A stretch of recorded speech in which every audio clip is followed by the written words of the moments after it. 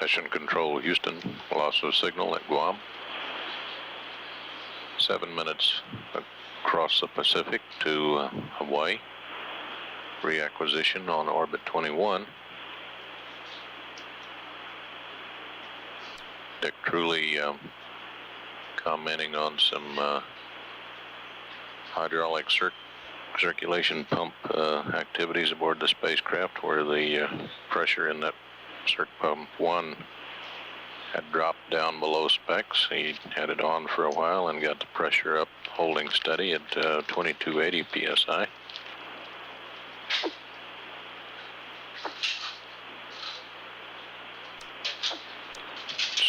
Slightly over 6 minutes now until reacquisition through Hawaii and handing over to the tracking data relay satellite.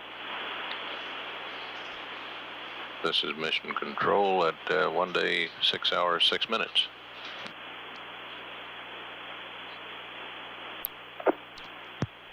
Mission Control Houston. Challenger now acquired Houston by with you through Hawaii for 8 station. minutes. Roger, Houston, and about a minute ago or a minute and a half ago, the hydraulic accumulator pressure on number 1 dropped again. I caught it, we caught it this time at 1920 psi, and left the circ pump on waiting for you. Roger, Richard, and did you notice anything about the reservoir pressure? Stand by. And Houston, I'm not sure where to find reservoir pressure. Spec 87 and 86, neither spec 87 or 86 have it. The signature was that as long as we watched it, it looked about like it was when we were AOS. That is, it was very slowly, if at all, decreasing, and then all of a sudden, apparently, the bottom just dropped out. Roger, we copy that. I misspoke. I meant reservoir quantity, Richard, but it just helps us in the mouth book here if you notice that. Okay, the reservoir quantity has been steady about 65% the whole time. Roger, Richard, we copy, and we'd like you now to turn circ pump number 1 off. Okay, it's off now. Challenger, Houston, we'd like you to take TACAN number 3 to channel 73. Roger, thank you. Thanks for the catch. Gardner did it that time while Troy was busy, and I misread it. 3. Roger, we'll make a note of that. I should stay away from those pilot switches.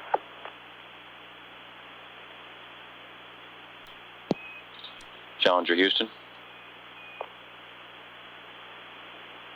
Roger, Houston, go ahead. Roger, Richard. We'll keep an eye on this, and if we see a need for you to turn the circ pump back on, we'll tell you. But if you get an FDA related to the decreasing pressure, we would like you to go ahead and turn circ pump 1 back on. Okay, I promise I'll do it.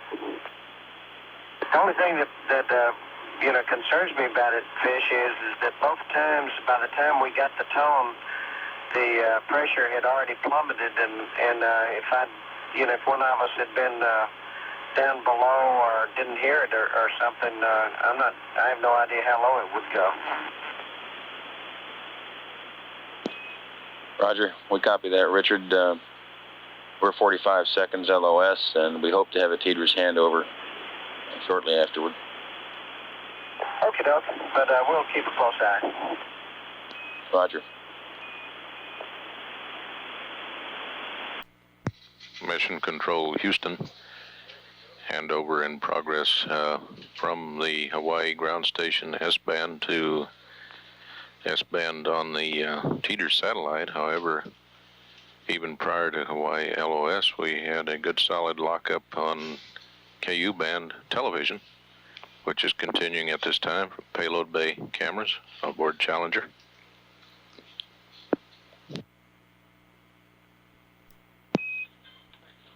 Challenger Houston, with you through Tidris. And Challenger Houston, just a note for you. On the ground here, we're getting TV via the KU band and really getting a superb quality picture.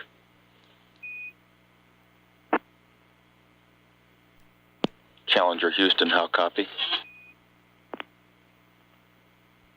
Loud and clear. Roger, Dan. Did you folks receive teleprinter message number 10? Hey, Dale checked that earlier today, and they said they didn't send it up.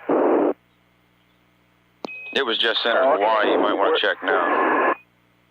Okay, Dale's on his way. Also, Dan, while we're waiting for that, just to let you know, we're receiving TV via the KU band down here and getting an excellent picture. Super.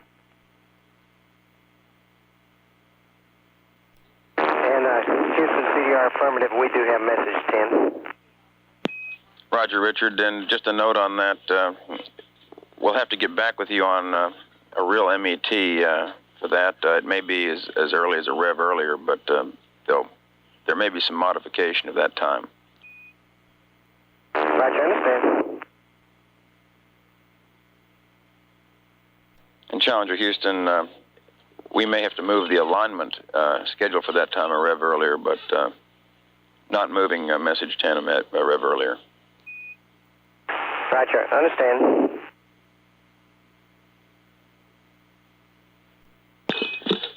Challenger Houston. And Roger, Dan. We're watching the accumulator pressure decrease here, and we're trying to come up with a timer mode for you to cycle the pump to keep the pressure up. Also, can you give us a little status on the heat pipe? yeah, I sure can. Just before I went into darkness, the setting sun over the longeron hit it from behind and well, you're going to have to look at the pictures. It'd take me a week to explain it, but different areas went different colors, and it just kind of went divergent, I guess. And it kind of held that way, so it was pretty hard to see it with just the bulkhead light on, but it appeared to kind of hold that state through the dark pass. But when it came up light, the sun hit it on the face, and now it looks just like you expect it to look. The center number 3 tape on both the evaporator and condenser are blue, and everything else is black. And Roger, Dan. We copy black and blue. That's right.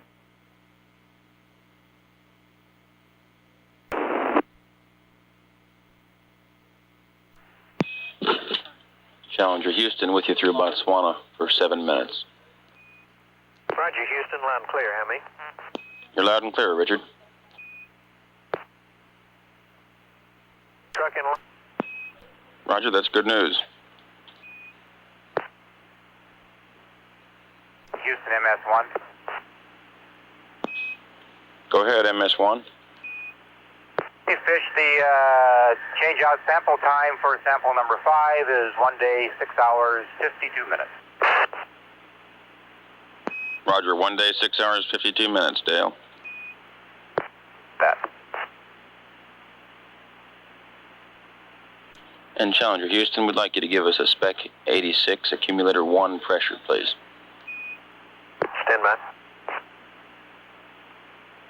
Okay, spec 86, accumulator 1, pressure is 2368. Roger, Dan, 2368.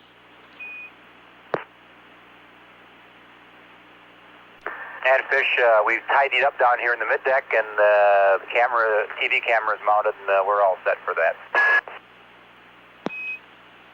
Roger, Dale, understand.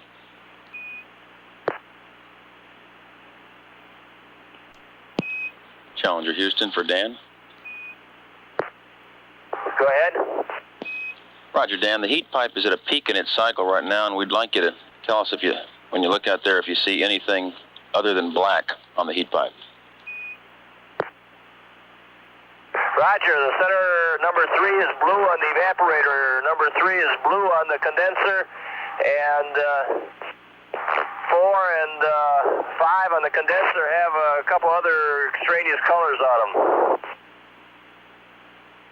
A couple patches that have a little blue and green. Roger, Dan. Have you had a chance to get a vote on that? Yeah, the vote's coming up right here. Number 2 agrees. Roger, number 2. I say magenta. And fish clicked off with frame number 7, so you should have a picture of what we were just telling you about. Roger, Dan. We copy frame number 7 will show this peak in the cycle.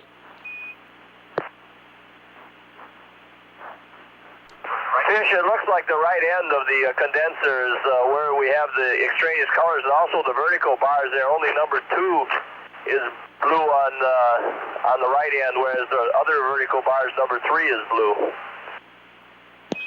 Okay, Dan, we copy that. Thank you. Ready to set it up again for the upcoming night cycle, and like I say, we got 7 frames left. Roger, Dan, we concur.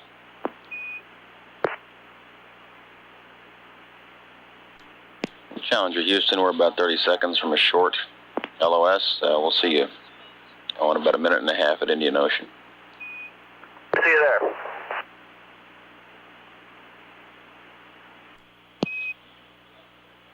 Challenger Houston, with you through Indian Ocean for 9 minutes. Roger, understand. This is Houston, go ahead. Challenger Houston, go ahead. Raj, just an update. We activated the PRM at 1 day, 07 hours, and 10 minutes. Roger, we copy 1 day, 07 hours, 10 minutes.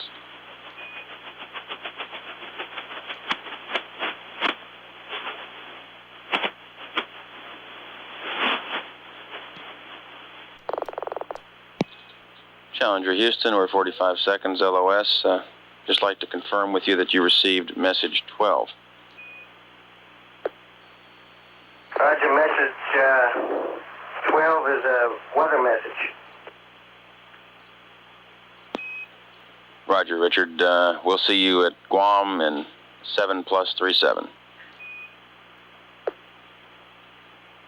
Roger, understand. Guam at 7+30. See you there. 7+37, Richard.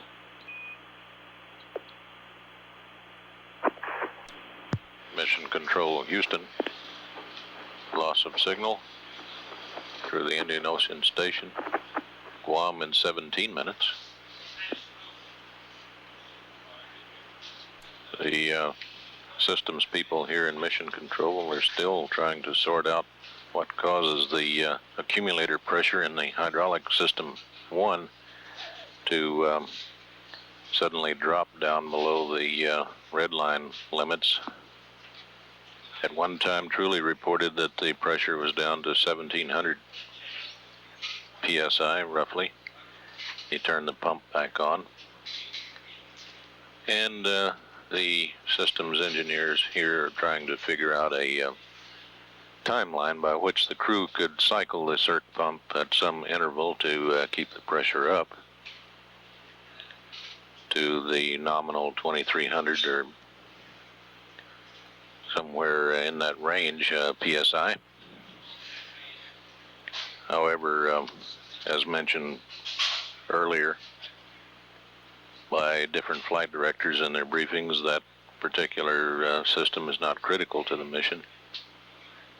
In fact, the first daily report from the mission says analysis of this problem is underway, but present indications are that hydraulic circ pump number 2 will not be required for the remainder of the mission.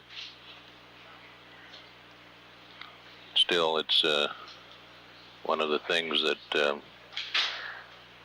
systems engineers like to understand, and the best way to understand it is to play with it a little. Guam in 16 minutes, followed by Hawaii, a handover to S-band. Had some fairly sharp television from the payload bay camera through the Teeter's KU band link on this most recent orbit. At day 1, 7 hours, 22 minutes, Mission Control, Houston. Mission Control, Houston, acquisition at Challenger Guam. Houston with you through Guam for 3 minutes. We'll have a short keyhole about a minute into the pass. Roger, Houston. Any words on the schedule? Negative, Richard. We'll probably have it for you at Hawaii. Okay. And Houston, see ya. Houston, go ahead, Richard. Roger, we had a little more excitement during this last AOS. At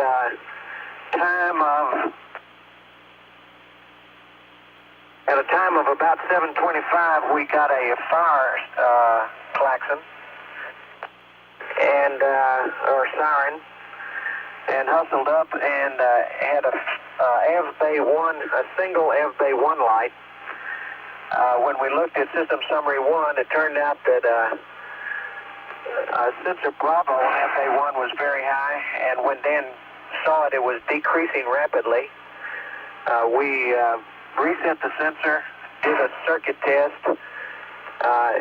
The sensor did not appear to fail during the circuit test. However, at the end, it's indicating 0.6, and it says that it should be 0.5 or less. Looks like a FA1 Bravo sensor failure, but it's still in the system. Sensors 2 and 3 read 0.2. Roger, we copy that, Richard, and we'll get back with you. Houston, see ya. What's Go ahead, Richard. Hawaii? Roger, AOS Hawaii will be at 7+48. Roger. And Challenger Houston, we need you to go to channel 35 on the TACAN channels, all 3 of them.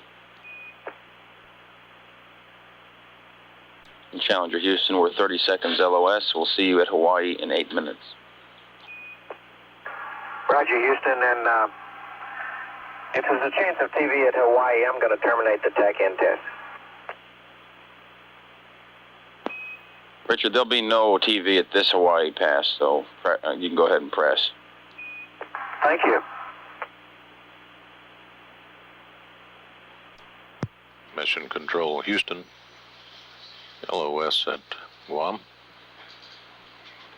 Reacquisition at Hawaii in 6.5 minutes.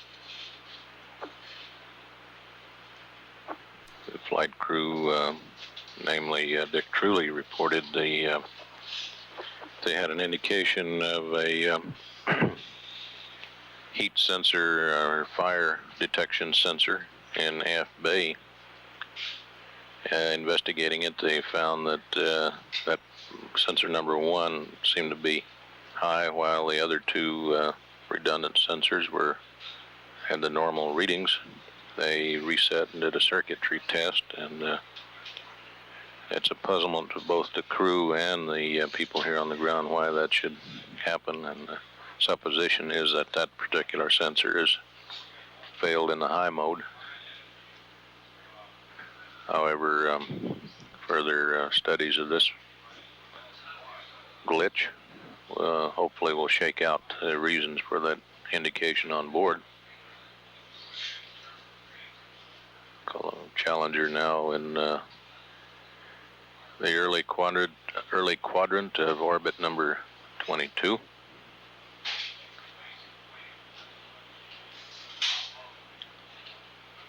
We'll have handover again to Teeter's S-band after Hawaii, LOS. And we'll be back in 5 minutes at Hawaii. At day 1, 7 minutes 43 seconds, Mission Control, Houston.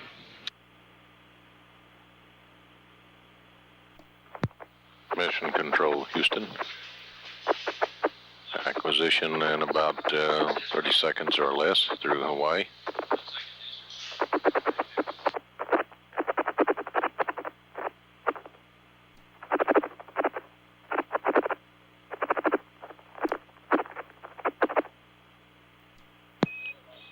Challenger Houston through Hawaii for 8 minutes. Roger, Houston, loud and clear, Howard. We got you loud and clear, Richard. Challenger Houston. Roger, go ahead. Yeah, Richard, we have a means of suppressing the antenna fault message. We can do it or you can do it. It's a 3-step procedure if you'd like to do it on board. Okay, either way. Why don't you let me do it, and that way I'll understand it better. Roger. You do a Spec 60 Pro, followed by an item 1 plus 0 9er 2 1 0 4 9er execute, followed by an item 1 0 execute. Okay, Spec 60 and parameter 9er21049er, and I'm assuming the item 10 is an inhibit. Is that right? That's correct, Rich. Okie doke, we'll do that. And when I finish changing this TACAN channel, I'll give you a status on what we've done on the TACANs. Roger. Okay, Houston, since the start of the TACAN test, I think we've essentially got each one very close to the time, with the exception of the one at 7 hours and 24 minutes. That was a Thailand pass. And I think then we missed the one that you caught, which was at 7 hours, I think, and 34 minutes and 20 seconds, I believe it was. There was one in there that we missed because of the, in between the hydraulics and the fire alarms and whatever. Other than that, I think each of them have been done close enough to have us over the stations at the time in the proper channels. Roger, we copy that, Richard. Sounds real good. And Fish, we got message 14 on board. Roger, Dale, message 14. Challenger Houston, we're 1 minute LOS. We'll be without TDRS this pass, so we'll see you next at Santiago at 8 plus 16. Roger, 8 plus 16, Fish, and we'll see you there. Roger.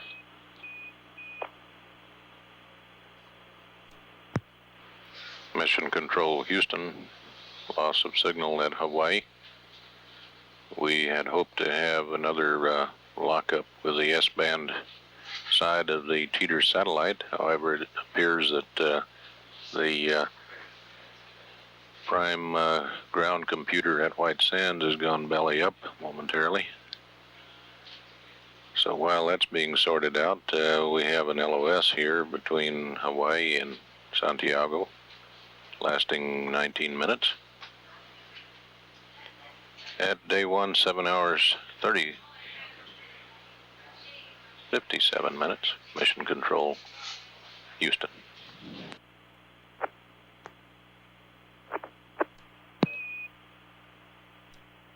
Challenger, Houston's with you at Santiago for 5 minutes. Roger, Houston. How you doing, John? Real good, Richard. Looks like y'all have been having a great day today. Well, it's been kind of busy. We sure enjoyed the sight of that inset getting off successfully. Roger that. Really looked good, Richard. I completed the TACAN test after LOS, and I think I completed that procedure, so you can check the configuration if you like. Roger, understand, and we'll check it. Richard, looks good.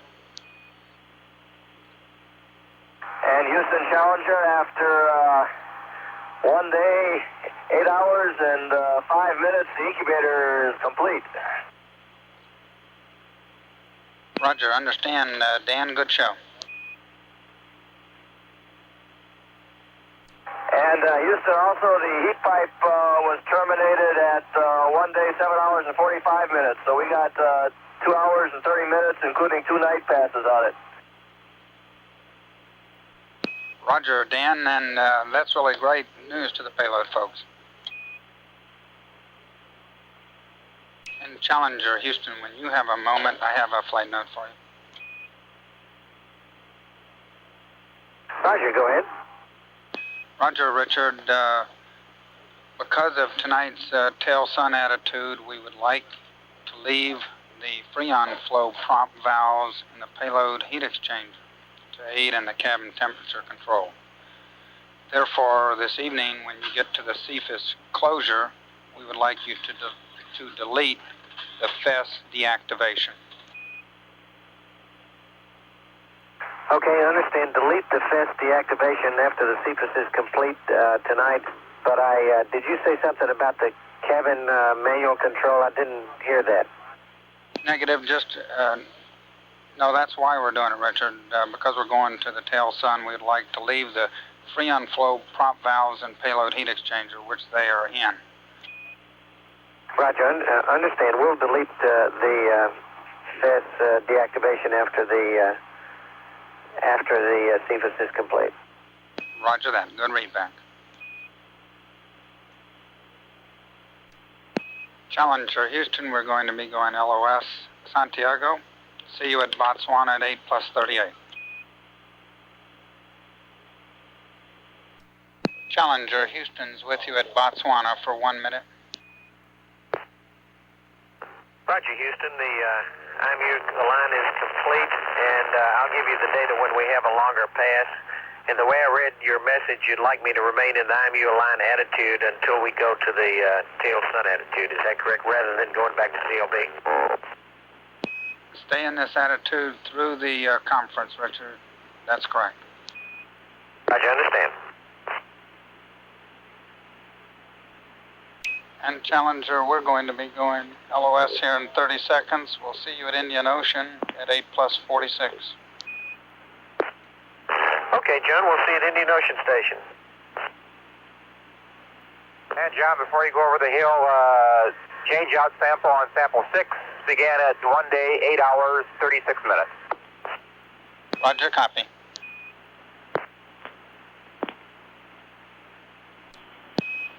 Challenger, Houston's with you at IOS for 8 minutes. Roger, Houston, read you out there. Houston, CDR. Roger, go ahead. John, I wonder if I could pass on a minor schedule change request for tomorrow morning, flight plan for y'all to consider. Yes, sir. Ready to copy. Roger, we were originally set up to do the TV-04, I think it is, which is a demonstration of some of Bill's things. And what we had hoped to do was to demonstrate some of the more visible things that Bill has been doing, but unfortunately it required some on-orbit preparation, and some of them he's been so busy in the last couple of days that he himself has not even tried out. And I was wondering if I could request that we delay a day or two on that particular TV. If you'd like to go ahead and schedule us to set up the cabin TV any way you'd like it and show some internal TV, that's certainly okay. But if we could delay that particular one to a later day, I'd appreciate it. Roger, Richard. We will work that. Okay, thanks a million. Appreciate it.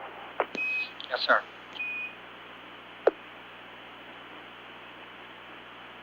Challenger, Houston, when you're ready, I'll just give you a brief summary of where we think we are with the hydraulic system 1 problem you had earlier.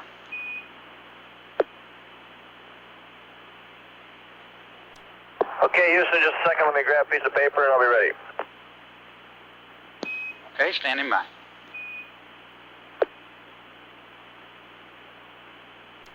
Okay, Houston, go ahead. Roger, Dan. What we think it is, likely, is an unloader valve or a check valve leak. It's an internal leak, so not losing any fluid. We think the pressure has definitely stayed stable for the past rev, and as a result, at the current time, there's no need to run the circ pump anymore. We'd like to have you put circ pump 1 back to GPC, and we'll continue to watch it for you.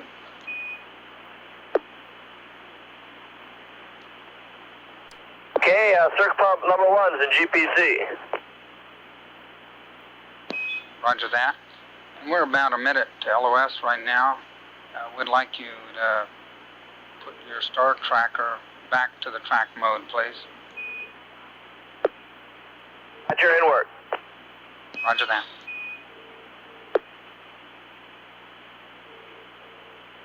And Challenger, Houston, we're going LOS here in 30 seconds. Just for your information, the conference will start at AOS Hawaii, which is 9+25, and that pass will last for 4.5 minutes. We will see you at Guam at 9+14.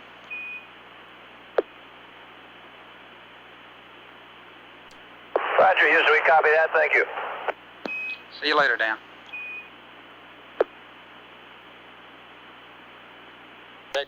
Hello, Ranch. This is a Houston active contact. Houston, this is Ranch. I want you to make a voice check with my ComTech, please. With who, sir? With ComTech. Okay. ComTech, call Ranch. Hello, Ranch. This is Houston Comtech on the active air ground loop. How copy? Contact, this is a Ranch. I copy you loud and clear. How do you copy Ranch? I read you loud and clear. Roger. Thank you, Ranch.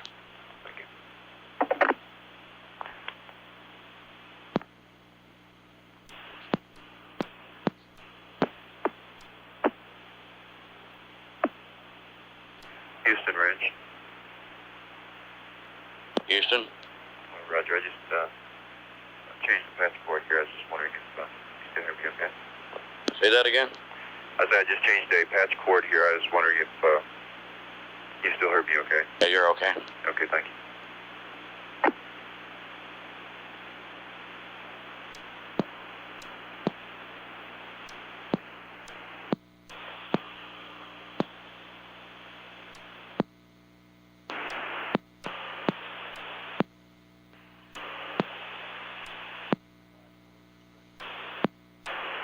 This is Mission Control, Houston. A little over a minute now until acquisition of Challenger through the Guam station. At the following pass at Hawaii, the flight crew aboard Challenger will be talking with President Ronald Reagan from the ranch in Santa Barbara. This Hawaii pass will be roughly 4.5 minutes with a slight break in the middle for what's called a keyhole.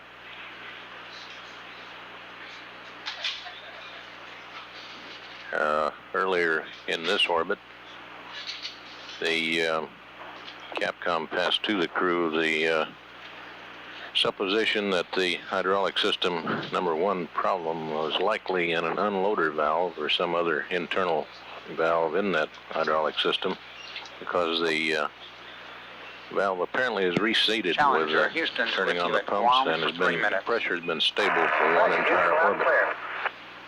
So they're just going to Challenger, watch it for you're a loud while. and clear.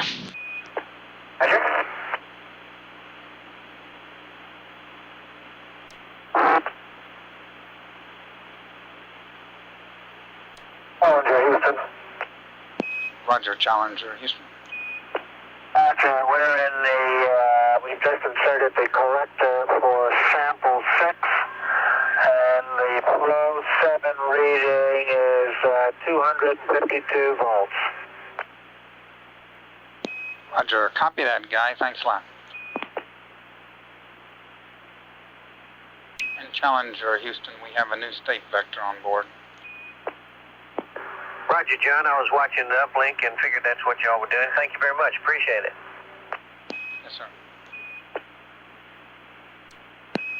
Challenger, Houston, we're going to be going LOS in 45 seconds. And Guy, if you could send us the SEP voltage for sample 6, please.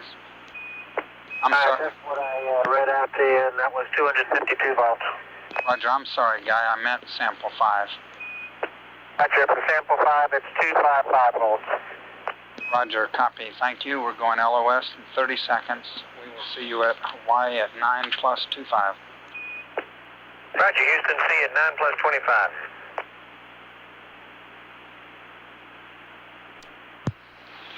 Mission Control, Houston. Loss of signal at Guam.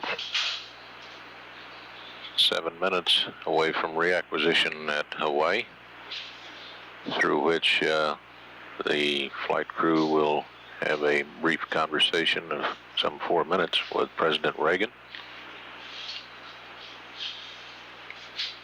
accompanied by live TV from the spacecraft. Challenger now early in the 23rd orbit of this flight.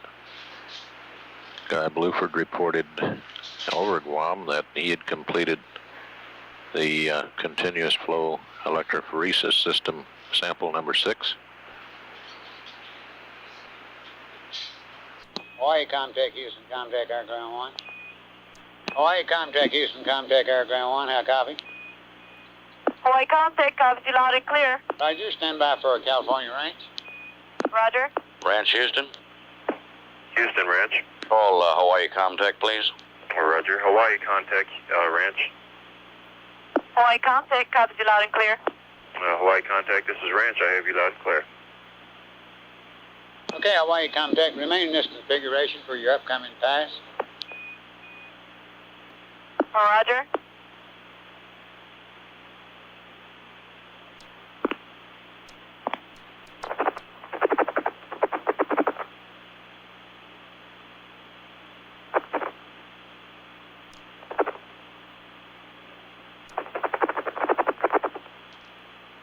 Mission Control, Houston, we have acquisition through Hawaii at this time.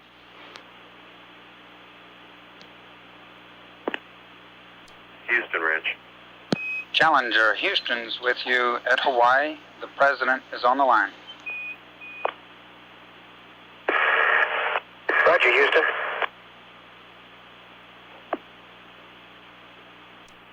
Ranch, Houston, we're ready to proceed. Houston, Ranch. Roger, are you ready for the President? Affirmative. Stand by.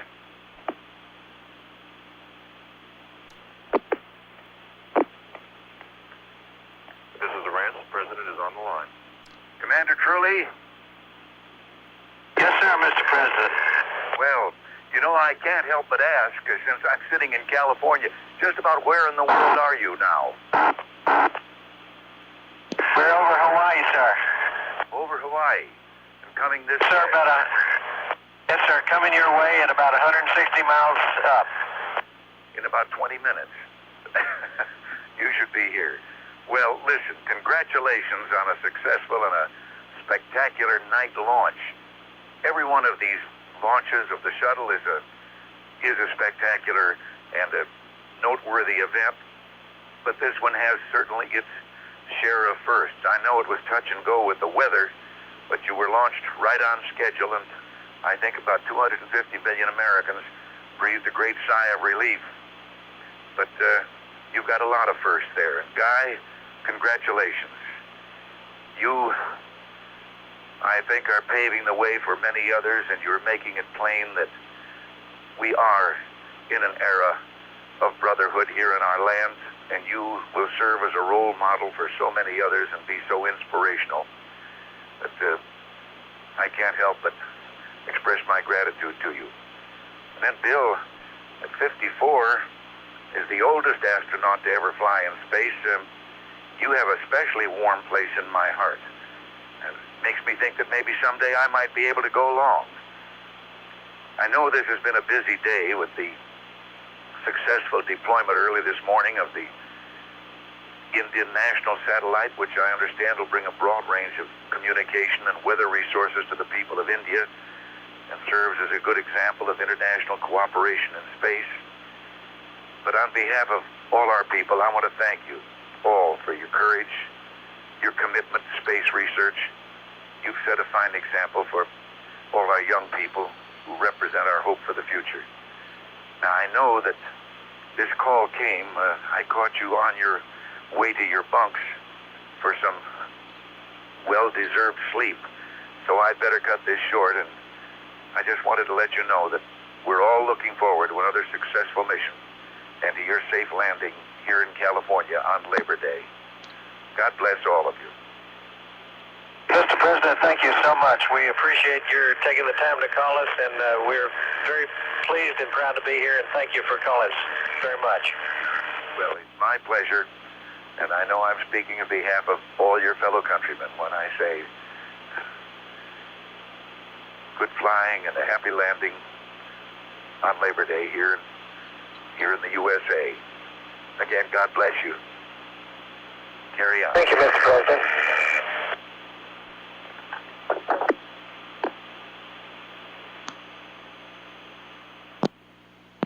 Challenger Houston, we're going to try to pick you up with Tetris. If we lose you, we'll see you at Santiago at 9+52. Roger, John. Thanks a lot.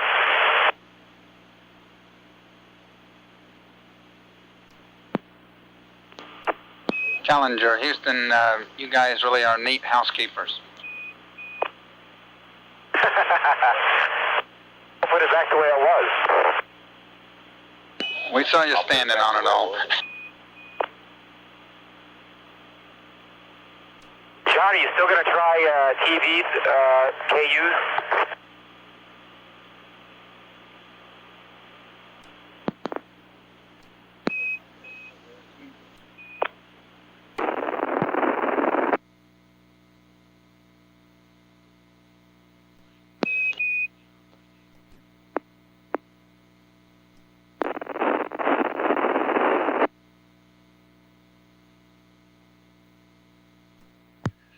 Mission Control Houston, getting intermittent KU band television from Challenger after Hawaii ground station LOS. However, we're unable to get uplink by S-band to the spacecraft to do any commanding or voice comm at this time. So it may be another 2 or 3 ground stations before we do have any continuous comm with the spacecraft. Next ground station is Santiago in 15 minutes. At 1 day, 9 hours, 36 minutes, Mission Control Houston. Challenger Houston's with you at Tetris. How do you read? Roger, loud and clear, John. Roger, and we're reading you loud and clear now. Roger, and you've terminated the TV downlink, have you not? Roger, we are in the process of doing that, Richard. Okay.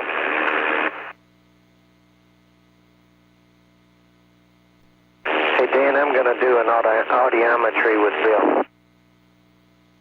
Okay, so I'm going off comm. Challenger Houston, I have a couple flight notes for you when you're ready. Roger, Houston. Okay, for your pre-sleep activities, we'd like on the supply water dump, we want you to dump tank Bravo to 15%. Okay, we would like you to delete the cabin repress tonight. We instead would like you to go ahead and reset the caution and warning limits per the reset caution warning limits in the Orbitops checklist 5-10.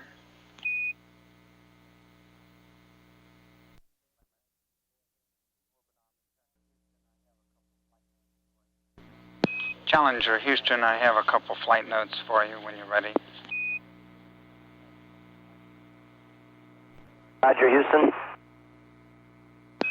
Okay, for your pre-sleep activities, we'd like on the supply water dump, we want you to dump tank Bravo to 15%.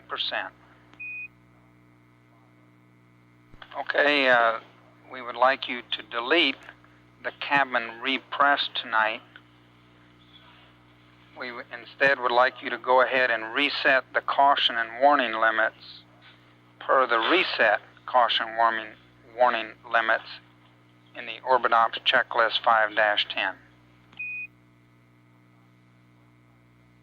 And then we would like you to take the cryo O2 and H2 tank 3 heaters A and B, 4 switches to auto.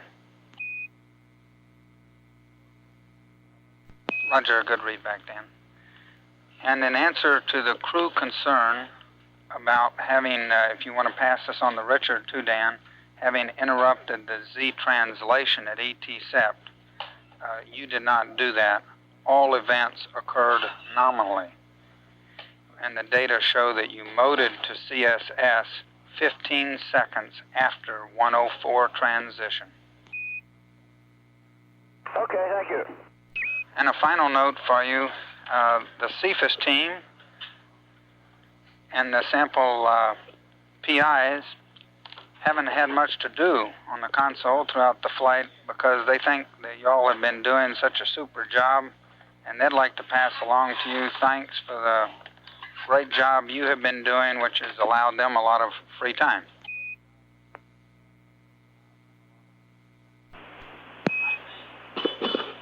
Challenger, Houston with you. Roger, Houston, loud and clear. And Challenger, Houston, we have no data, but we will be with you here for the next 6 minutes at Ascension. Roger, John. Understand no data, but you will be with us through Ascension. Affirmative, and just for your information right now, Richard, our general plan is to not talk to you anymore after Ascension, so that you can go to sleep unless you want to say something to us in Guam. Okay, John, understand we're just getting ready to sit down and have supper. We've been doing the pre-sleep, and we'll probably keep a couple of CRTs up until past Ascension. And if you see anything in Guam that's out of configuration for the evening, give us a holler. Otherwise, we'll just see you in the morning, I reckon. Roger, and we're standing by for your IMU aligned data when you're ready with that. Yes, hang on.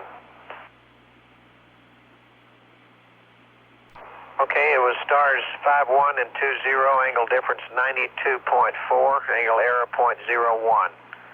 The delta angles for number 1 is minus 0.02, plus 0.05, minus 0.04.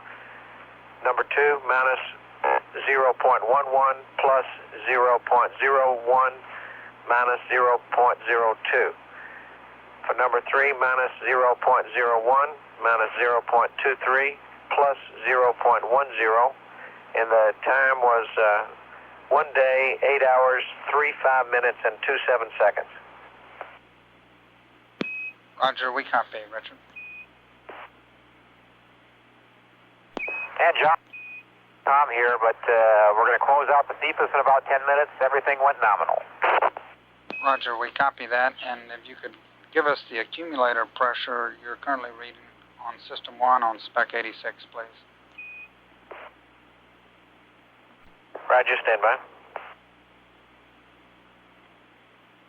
And Houston CDR, one of the things you passed it down, I wonder if I could clarify, what portion of the manual cabin atmosphere management procedure did you want me to accomplish this evening?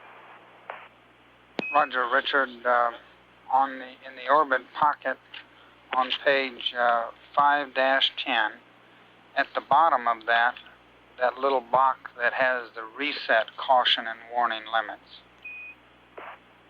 Wilco, we'll do that. And Houston Challenger, the accumulator pressure on hydraulic system 1 is 2344. Roger, we copy, Dan. Thanks. And Houston Challenger, on the supply water dump, went through procedure on 5-2, just as we did this morning, but she's not dumping. All dump valves are open, but the quantity in Bravo hasn't started down, and I went down and took a peek out the side hatch window, and we don't have the big shower like we had this morning. Stand by 1, Dan, please. And Havard, John, the nozzle temps both indicate 230-something degrees and are still climbing. The dump line temp indicates 95 degrees. Roger, we copy. And Challenger, Houston, we're going to be going LOS here in 40 seconds. Just as a note to you, keep an eye on the nozzle heaters, and if they get up around 300 degrees, go ahead and turn it off. We will see you at Guam at 10+48 and give you a call there. Okay, John, that'll be fine.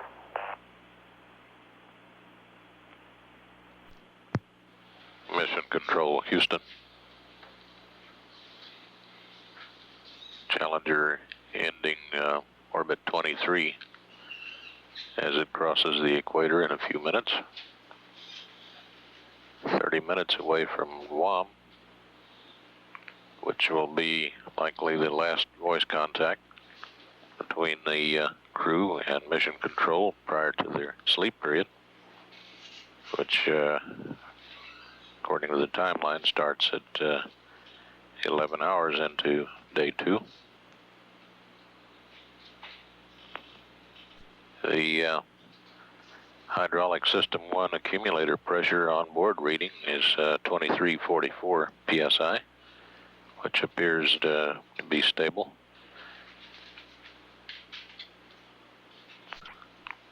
The conjecture is that circulating the hydraulic fluid unstuck some sort of contamination that was causing one of the poppet valves or internal relief valves to stick slightly open, thereby causing a pressure drop, not leaking externally but within the system itself.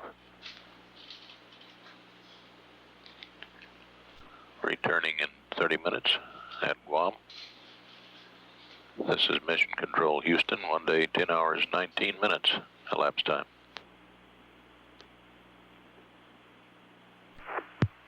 Mission Control, Houston. We have acquisition at this time through Guam for what will likely be the final air-ground voice communications with the crew of Challenger prior to their sleep period. Challenger, Houston's with you at Guam for 7 minutes.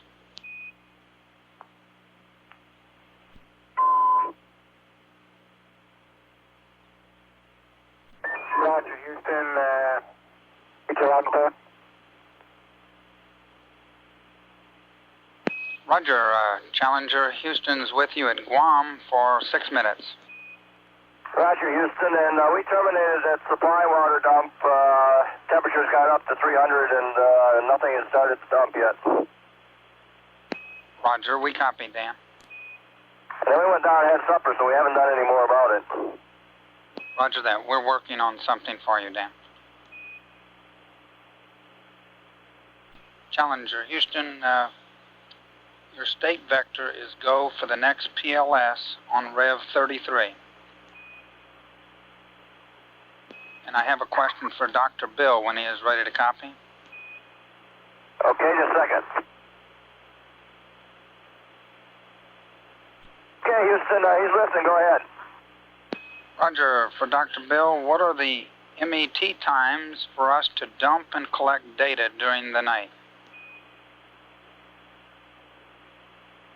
And Dan, while he's working on that, I have a question or an action that I'd like you to accomplish. Okay, go ahead. Okay, reference your accumulator pressure that you had on System 1 we went a rev and didn't see any change. We've now seen it decrease a little bit, so we want to pump it up so that you won't get an alarm tonight. Therefore, we would like you to turn on circ pump number 1 for 1 minute and then put it back to GPC. Roger, circ pump on for 1 minute and then back to GPC. And don't do that, Dan. Break. We've just sent a Timbu up to do that for you. Okay, thank you. And Challenger Houston, we would like you to get into configuration for the water dump, please, so that we can see the data. Okay, I'll go through and set up for it again. And Dan, when you get all ready, if you could just give us a mark when you start the dump on Tank Bravo, please. Okay.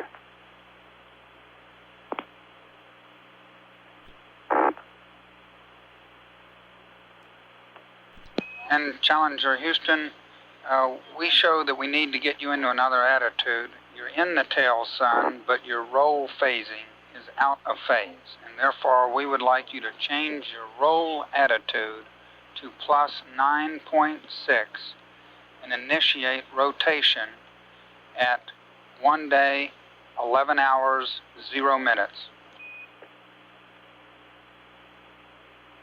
And we recommend B1 norm for the maneuver. Roger, and say again that roll attitude, I missed that. I got the time and everything else. Roger, plus 9.6. Roger, roll 9.6 and begin it at 1 day, 11 hours, 0 minutes, and DAP B1 normal. Roger that, Dan, and just a reminder to get the RJ DJs on for the maneuver. Roger. Okay, Houston, that was my mistake. I was late. Understand, go to the new inertial attitude with a roll angle of 9.6 in a B1 normal jets, and then go back to B6 and initiate the rotation at 1 day, 11 hours, and 0 minutes. That's affirmative, Richard. And Challenger Houston, we're going to go AOS here in 10 seconds. We will probably have to give you a call at either Teterus or Santiago at 11 plus 27. Roger, I just opened the valves and I got it open on dump valve and the dump valve. Roger, we copy, Dan. But I have no indication of a dump yet. Roger, understand.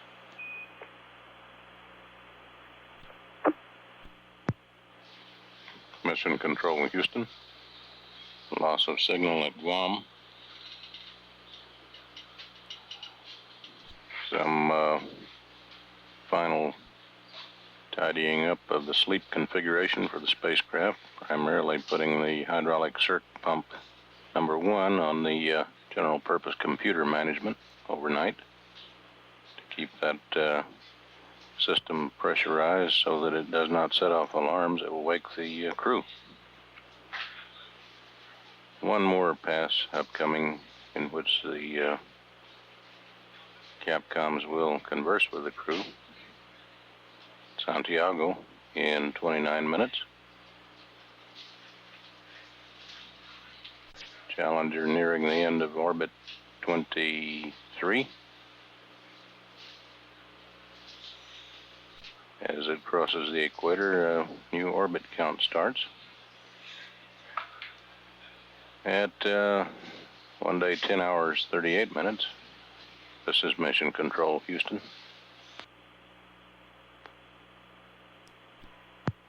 This is Mission Control Houston. 40 seconds away from acquisition through Santiago, Chile, tracking station. Flight Director Hal Drawn is polling all of his operators here in the room for a go for sleep to the crew, which will be passed up at Santiago, and perhaps this will be the final pass before sleep. We should have acquisition through Santiago at this time. Sky, how do you read that stairs? Read the line clear. Roger. How do you read upstairs? I'm clear. Roger. Challenger, Houston with you at Santiago for 3 minutes. Roger, Houston, loud and clear, Howard. Loud and clear, Richard, and I have 2 notes for you. Would like you to copy. Roger, stand by. Okay, Houston, we got the water dump going, and I redid the maneuver. However, the maneuver rate didn't quite get me there on time, and I started about 1 minute late. Go ahead with your notes. Okay, we copy, and your water dump does look good to us too. We concur. Richard, reference the AB1 sensor warning you received earlier today. To avoid a false alarm this evening, we would like you to go ahead and pull the circuit breaker on 015 Row Charlie, Smoke Detection Bay, 1 Bravo slant 3 Alpha. Roger, I understand to pull the breaker on 015 Row Charlie to prevent another false alarm in FA1. Roger that. This disables both the 1B and 3A sensors. You still have the 1A and 3B sensors. And if you get an alarm this evening, we would like you to follow the normal procedures per the cue card. Roger, I understand. And Challenger, Houston, you guys really did a great job today with the inset deploy, the heat pipe, TACAN testing, KU band, CFIS, incubator, and all the good work Dr. Bill was doing. So a big round of applause from us down here. Well, thank you, John, and sorry about the mistake on the roll maneuver right at the end of the day, but we sure enjoyed the day and really enjoyed deploying that inset. Roger, no sweat. You guys really did great. We'll see you again tomorrow. You bet. See you later. And Challenger, Houston, just a reminder, we still see the TVs powered up. Roger, in our checklist, the TV cameras were powered up because of the minus XLV, solar inertial attitude. Over. We concur, Richard. Our mistake. We're going LOS 10 seconds. Have a good night's sleep. Okay, John. See you later.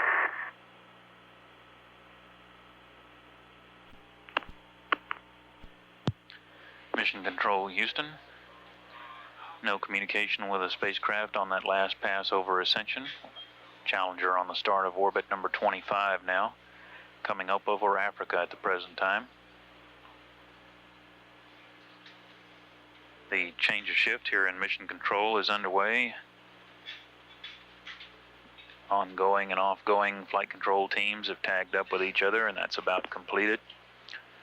They reviewed the activities of the day, and it was a very successful day, commencing with the deployment of the INSAT, the Indian National Satellite, on time and right according to plan. The apogee kick motor of that satellite is due to be started at about 7:25 in the morning. That will circularize the orbit of that satellite at geosynchronous altitude. All of the runs on the continuous flow electrophoresis system were completed, as well as the incubator operations, and that closes out both of those experiments for the flight. The Group A of Getaway Specials was activated on schedule, and the heat pipe operations test was going well.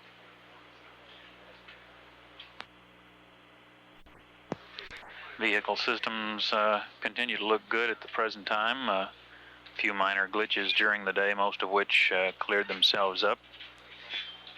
Drop in hydraulic pressure, which flight controllers believe was a valve that may have gotten temporarily clogged with some debris, and they recycled that and by turning on the circulation pump, and that appeared to free that. They had the conversation with President Reagan just a few hours ago. And they are now about an hour into their scheduled sleep period. We don't expect to hear from them again tonight. At 1 day, 11 hours, 54 minutes mission elapsed time. This is Mission Control, Houston.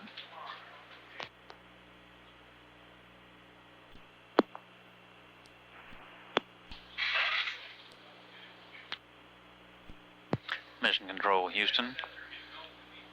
1 day, 12 hours, 16 minutes mission elapsed time. Just a reminder that we will begin the scheduled change of shift briefing with the off-going flight director Harold Ron as scheduled at approximately 2 p.m. Central Daylight Time.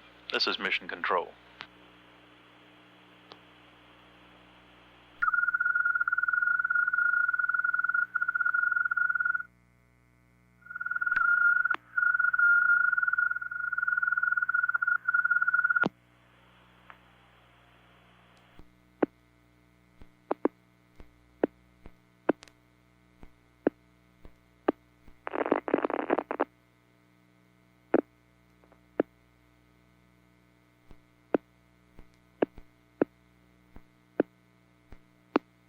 Mission Control, Houston. We're about to acquire data through the western edge of the tracking data relay satellite range shortly as the orbiter proceeds along more than halfway through orbit number 26. Crew aboard the Challenger well into their scheduled sleep period and have about 4.5 hours remaining.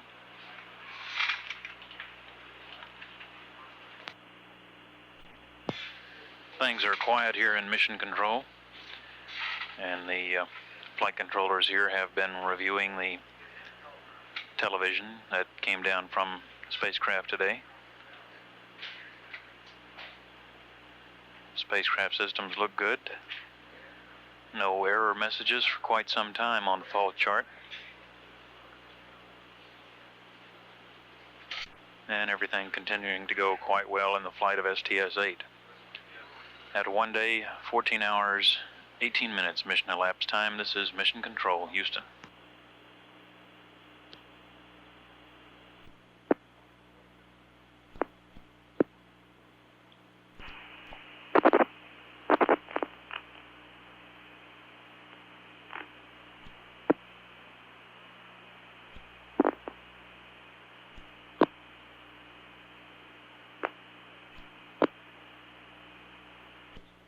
Mission Control, Houston. Space Shuttle Challenger out over the South Pacific at the present time on the last of orbit number 27. Flight controllers in Mission Control continue to prepare the teleprinter messages to be uplinked this evening so that the crew will have them in hand when they wake up in about 3 hours. Everything appears quiet on the spacecraft. All the systems continue to look good. That is during the times that we are able to get data.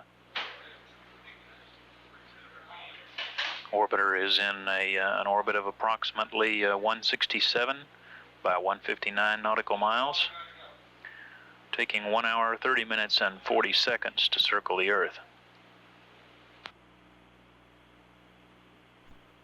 We had been asked earlier to review the situation that occurred earlier in the day when there was an alarm on board the spacecraft indicating a heat source or combustion source in Avionics Bay 1.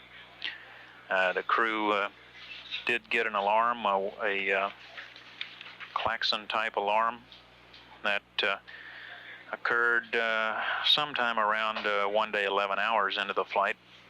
There are 2 sensors back in that Avionics Bay. That is a compartment which includes a lot of the shuttle's electronics, computers, and all the other type equipment, many of the black box type items and associated wiring harnesses. When they got the alarm, the crew was not in contact with the ground at that time. They were able to check and verify that they were not getting a similar indication from that other sensor in the same compartment. and therefore it was believed that that the sensor that did send the message that set off the alarm was overly sensitive, perhaps to some outgassing by a new electronics box in the avionics bay. It was also discussed at a press conference that that particular sensor had been removed from the Enterprise previously, and because it was apparently overly sensitive, sent back to the manufacturer for reconditioning and then put into this spacecraft. So it is that sensor is suspect. They do now have to go by a procedure where if they get another alarm from the only remaining sensor in that avionics bay, that they would need to cause the fire extinguishing material back in that avionics bay to be injected into that compartment. That's not a likely event, and we don't expect to hear any more about it during the flight.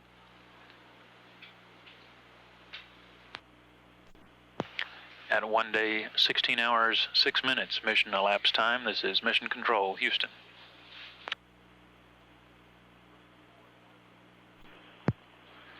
This is Mission Control, Houston, at 1 day, 17 hours, 4 minutes mission elapsed time. Challenger is on orbit number 28, out over the Indian Ocean, and the crew has about 2 hours remaining in the sleep period. Not much activity still here this evening in Mission Control. The flight controllers have completed reviewing the teleprinter messages. We have been without data coming down from the spacecraft for a short period of time.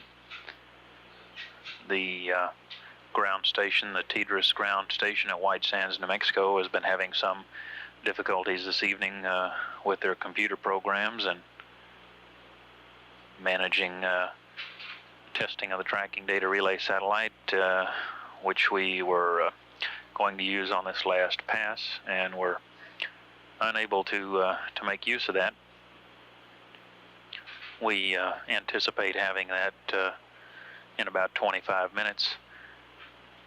Until that time, we would have no data coming down from the spacecraft from this point anyway, as there are very few passes over the ground space tracking data network at this time of night, or this point in the crew day.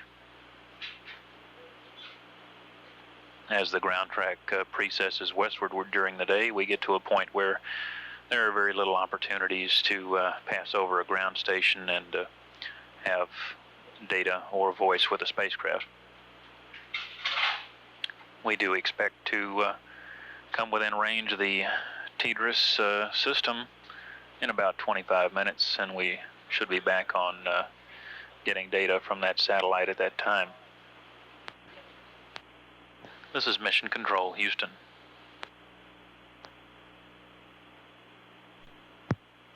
Mission Control, Houston.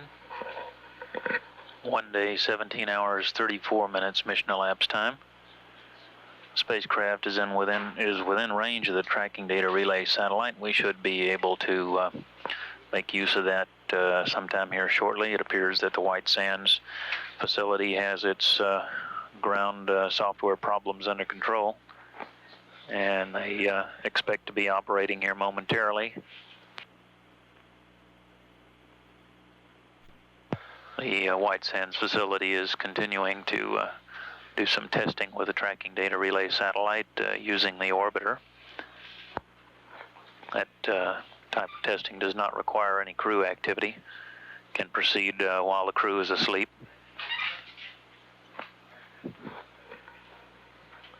And the flight controllers here will allow the White Sands facility to continue to use the orbiter during this pass, at least for those tests.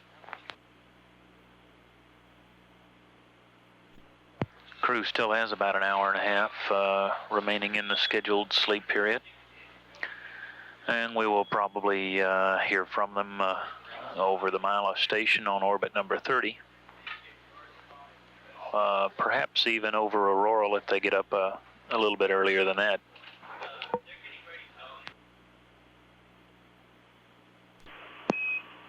Challenger, Houston. No reply required. We have lost S-band data and voice. We'd like you to do the COM loss procedure in the orbit pocket checklist, page 2-2. COM lost multi-panels, step 3. Over. Houston, Challenger, say again, please. Roger, Richard. Sorry to get you up, but we've been without S-band data and COM for several hours, and we need you to regain it for us on board. On page 2-2 of the orbit pocket checklist, COM lost multi-panels, step 3. Roger, Brian, no problem. Mission Control, Houston, at 1 day, 18 hours, 17 minutes, mission elapsed time. During that last recent communication with the crew, Capcom Brian O'Connor notified them that we had been without data from the spacecraft for about 3 hours was the actual total time. As we mentioned earlier, the White Sands facility, White Sands, New Mexico center that is operating through the tracking data relay satellite has been having some computer or software problems this evening, and we've had difficulty using the TDRS. The last time that we had used that was at about 1 day, 15 hours and 10 minutes. And the ground had set up the orbiter systems then to make use of the tracking data relay satellite, which essentially put the spacecraft in a situation where the only communication other than voice communication that was possible was through the tracking data relay satellite. In other words, it was not configured to use the ground station network. When we were unable to use the tracking data relay satellite due to the White Sands facility problem, that also meant that the system was not making use of the ground station, since the switches were in the position to make use of the tracking data relay satellite. We were without data for the flight controllers here to look at during the night to keep an eye on the spacecraft system for about 3 hours. That is equivalent to approximately 2 revolutions, 2 times 2 orbits, that is, and is what you might encounter this time of evening if you had, say, had problems on your only ground station that you might have passed over. Often we get an orbit where we pass over only 1 ground station during a 1.5 hour revolution, and this would be a similar situation to where we had had a difficulty, for example, on a Santiago to Santiago pass and not been able to use that one intervening opportunity. It was decided that since it had been that 3 hours without an opportunity to see spacecraft data, and that we were nearing the end of the crew sleep cycle, that the ground would go ahead and awaken at least one of the crew members there to make a switch change on board so that they could go ahead and uplink the teleprinter messages and see the data from the spacecraft. They did want to get the teleprinter messages up so that when the crew gets up, they can go ahead and get a start reading those messages and making their changes in plans for the next flight day.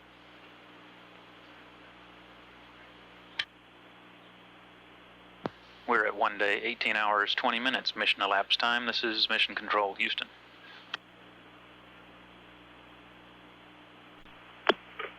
Any contact, Sunnyvale, contact UHF radiogram. Any contact, Sunnyvale, contact UHF radiogram.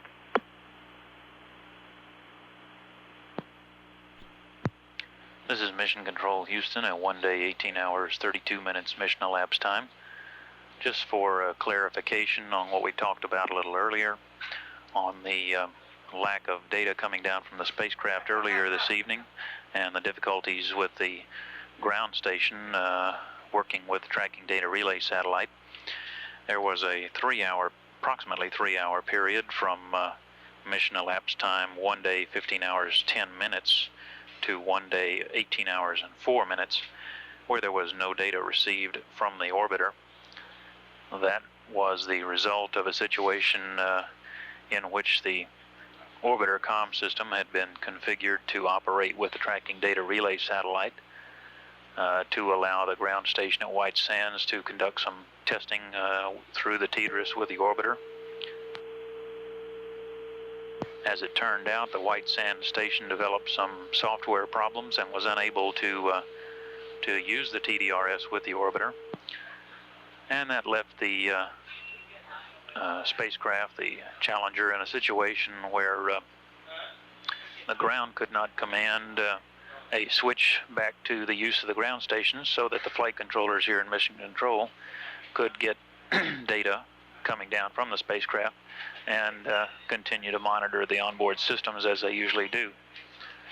The only way to get around that was to wake the crew up, or at least one of the crew members up, to throw some switches on the panels up there and allow the use of the ground stations. That permitted them then to see the data coming down from the spacecraft as we normally would pre-TDRS, passing over ground stations once in a while during this point in the flight path. So again, that problem would really relate to the fact that without the White Sands facility being able to use the TDRS with the orbiter, it was impossible to get the data without a special switch being thrown or a series of switches on the orbiter. It had been debated a little earlier whether or not it was worth waking the crew, or worth waking one member of the crew at least, to do that switch, but because it had been about 3 hours since they had seen any of the systems data from Challenger, they decided, again, fairly near the end of the crew sleep period, to go ahead, wake someone up and have them throw that switch.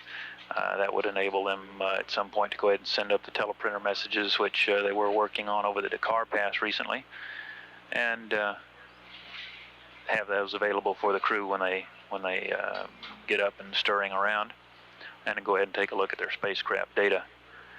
The 3-hour gap there is no worse than you might experience under the old system of ground stations, where during the night you might encounter only one ground station during a 1.5 hour revolution of the Earth, and if you had some problem with that ground station, therefore leaving you for about 3 hours then without data as well.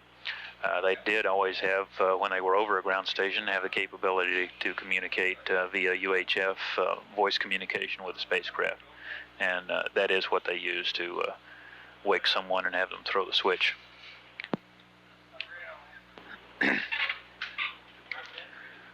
At 1 day, 18 hours, 36 minutes mission elapsed time. This is Mission Control, Houston. Mission Control, Houston, 1 day, 18 hours, 39 minutes mission elapsed time.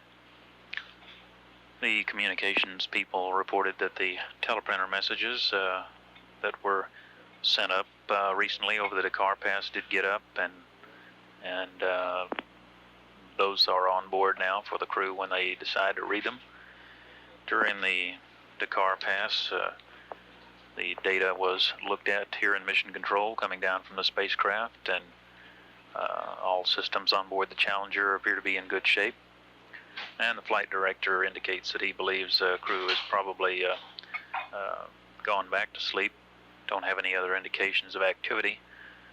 They have about 20 minutes remaining before they're supposed to be awake, and if we let them go past the ground station pass at Aurora in about 13.5 minutes, we wouldn't be hearing from them until the Mila station over the U.S. in 49 minutes. This is Mission Control, Houston. Mission Control, Houston. 1 day, 18 hours, 53 minutes mission elapsed time. Standing by for acquisition through Aurora in eastern Australia, where we expect to proceed with a wake-up call for the crew.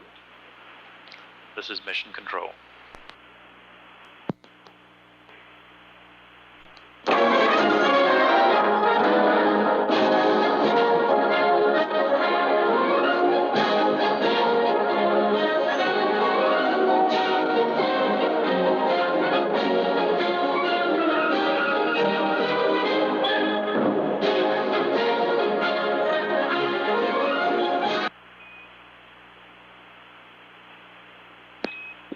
Challenger, Houston. Good morning. A great song. Yeah, that really sounded good, didn't it?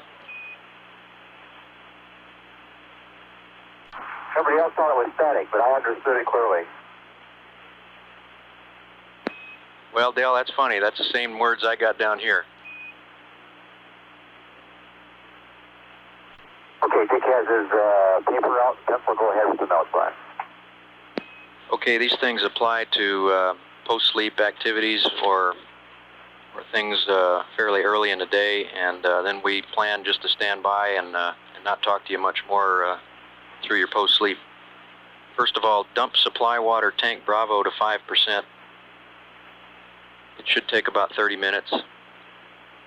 And then, due to the dump problem we had yesterday,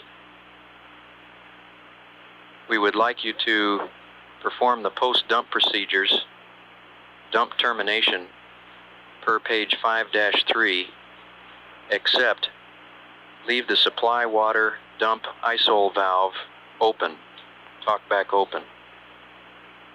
Rationale is this will protect for water cross-tie capability in the event of inability to dump water later.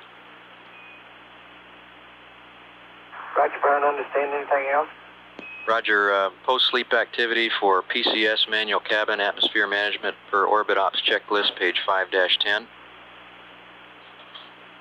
And also on the cryos, panel R1, cryo O2 tank 3 heaters A and B 2 to off. H2 tank 3 heaters A and B 2 to off. Also, we'd like you to push in the circuit breaker for the smoke detector that we had you pull last night. That's main Bravo, smoke detector bay 1 Bravo, 3 Alpha to open, or to close rather. Roger. And just a note for a little later on, we're deleting the TV and also the planned IMU align, and you can refer to message number 20 Alpha at your convenience this morning for the IMU procedures this morning. That's all I've got. Okay, Brian, I already read the message, and I believe I got all your early morning instructions. How much time do we have left in the pad? Okay, we're going LOS right now, and we'll see you over the States at 18:30. Or make that 18:30. Roger, Brian, I'd like to thank you for waking us up just in time to see a beautiful nighttime view of the Nile River Valley in the Middle East with all the lights, and also a real nice Australia pad. Oh, that's super. And that stateside pass is at 19:30. See you there.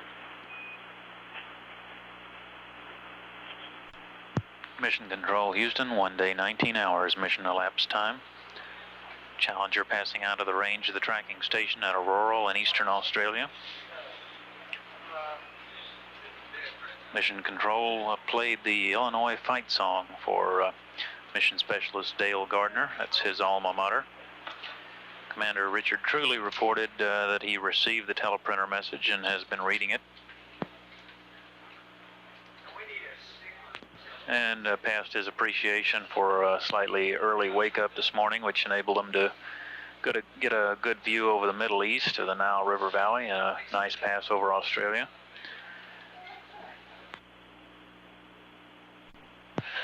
We will be using only the ground stations for about the next 6 hours today.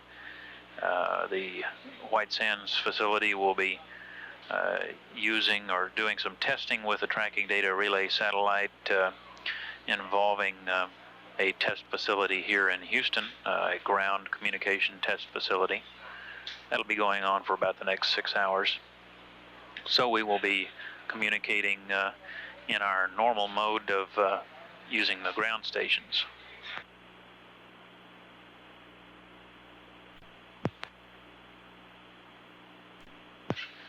We're about 28 minutes from reacquiring, and that will be through the Mila station over the U.S. on orbit number 30. This is Mission Control, Houston.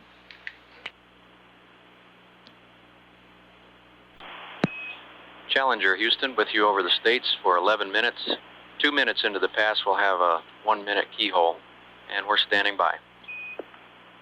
Roger, Brown. Things are going well on board. We're finishing up the business in the post-sleep activities and getting ready to have some breakfast. Roger, and have a good breakfast.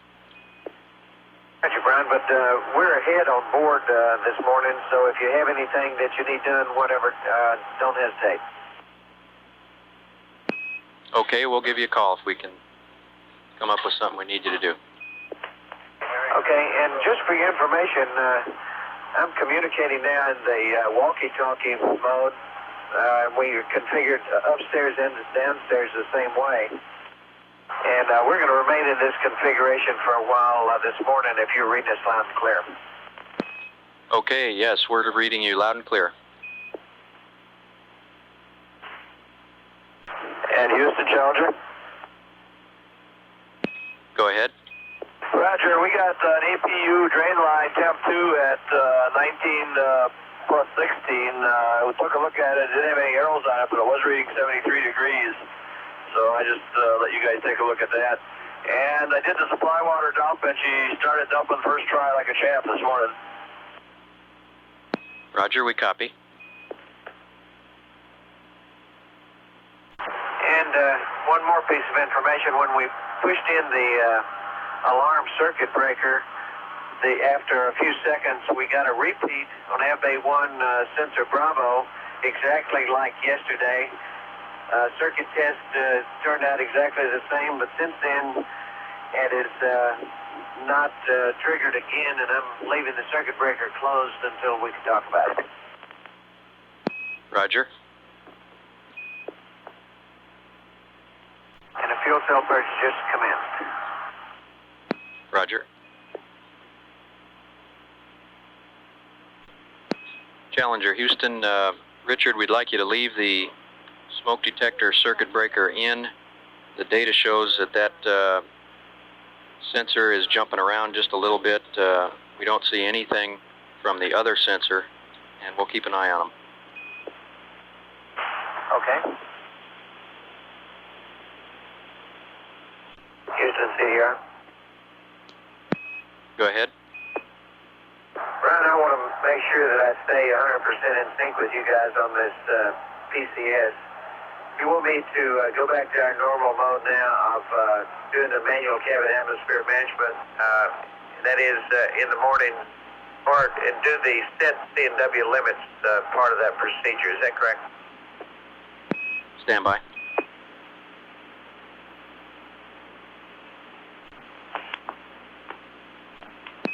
Challenger, Houston, Richard, that's affirmative. We would like you to do the set C&W limit portion of that manual PCS procedure. Okay, and work.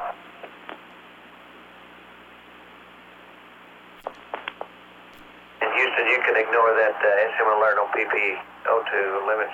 We're just changing them. Roger.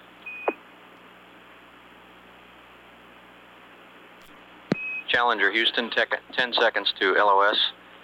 We'll see you at Dakar next, and we'd like you to cycle circ pumps 1 and 3 to off and back to GPC for us, please. Roger, we'll see you there. Circ pumps 1 and 3 are going off in the GPC.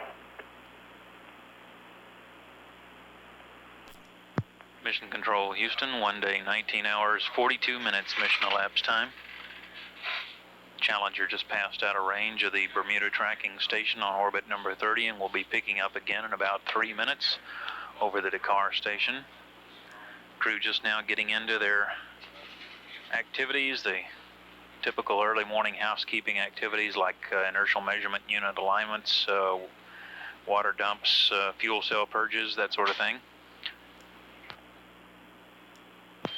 Commander Dick Truly reported that when they reset the circuit breaker on the sensor, the smoke sensor in Avionics bay number 1, they got the alarm again that they had got yesterday, and they unplugged it. They're going to reset it, I believe, and leave it punched up so that they can monitor its activities today. The flight controllers here in Mission Control reported that sensor appears to be jumping around a little bit. That is, it's very sensitive to any changes back in the avionics bay. The other sensor, the redundant sensor, not reporting any problem back in that bay. When one of those gets an indication that there is some combustion or smoke product, anything like that, it triggers a high priority alarm and gets crew's attention right away. This particular sensor we spoke about yesterday, the one that has been throwing the alarm, was one originally on the Enterprise, and had shown some tendency to be overly sensitive when it was on the Enterprise. It was taken out, sent back to the vendor, reworked and put into the Challenger. Apparently it is still has a tendency to be sensitive. The other sensor in that same avionics bay indicating no problem back there.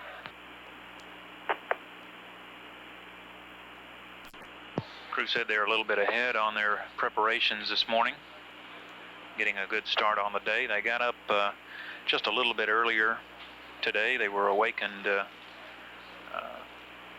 ahead of schedule so that the flight controllers could get the crew to reset a switch, enabling the spacecraft data to flow down to the ground through the ground tracking system rather than through the tracking data relay satellite. The Challenger had been configured to operate through the satellite during the evening while the crew was asleep. The White Sands station, which uses its computers to work with the TDRS and relay those messages and the data to the orbiter, had some difficulty. We were unable to use the tracking data relay satellite, and the switches remained configured where that the ground stations could not be used. So it was decided, since the spacecraft data had not been flowing down the mission control for about a 3-hour period, that they would wake the crew a little bit early and have them reconfigure those switches on the communication system. We will be operating with the ground tracking network for at least the next 6 hours while the White Sands facility conducts some tests with the TDRS using a... Challenger, Houston, with you at Dakar and Madrid for 5 minutes.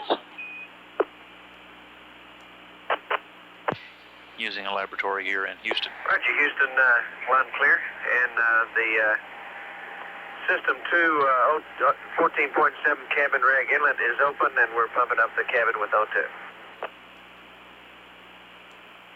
Roger. Challenger, Houston, you can terminate the water dump. Welcome.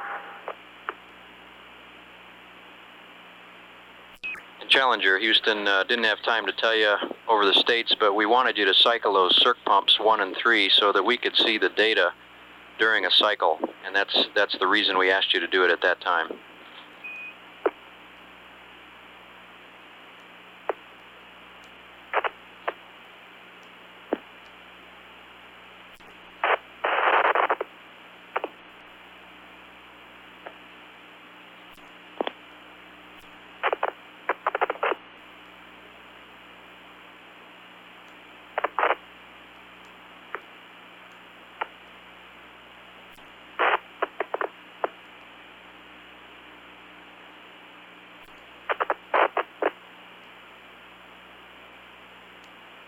And Brian, understand from the mission summary message that we got good high data rate through the TDRS S-band yesterday? That's affirmed. People were a little bit surprised here. It worked out real good. Especially the STS-9 folks are real happy with that. Well, some of us have guessed those engineers had a few dBs stuck in their hip pocket, and I guess they did. That's what it sounds like.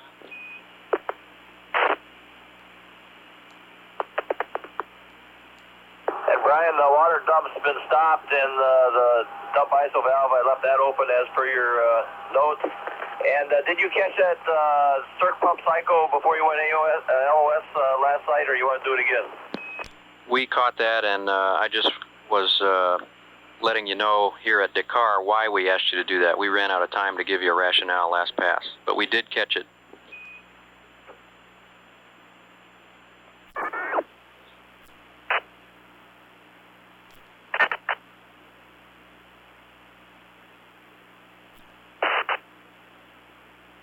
Challenger Houston, we're about to go LOS. We'll see you next at IOS at 20 plus 04.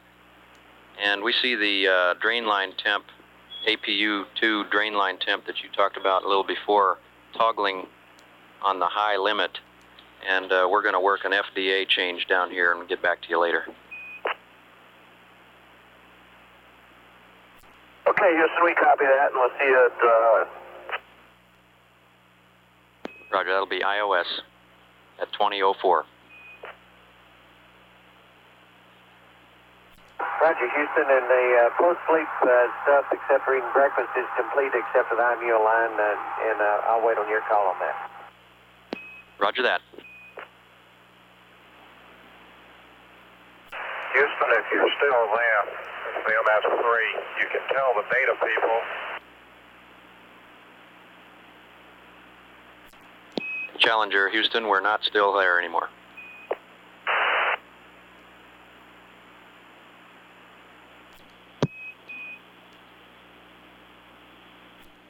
This is Mission Control Houston at 1 day, 19 hours, 56 minutes mission elapsed time.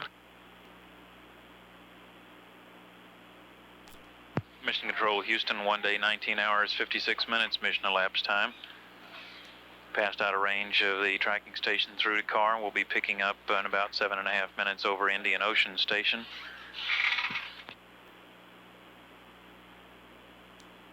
We are announcing our intention and that we are canceling the change of shift press conference, which would have been at 10 p.m. with the off-going Flight Director Jay Green.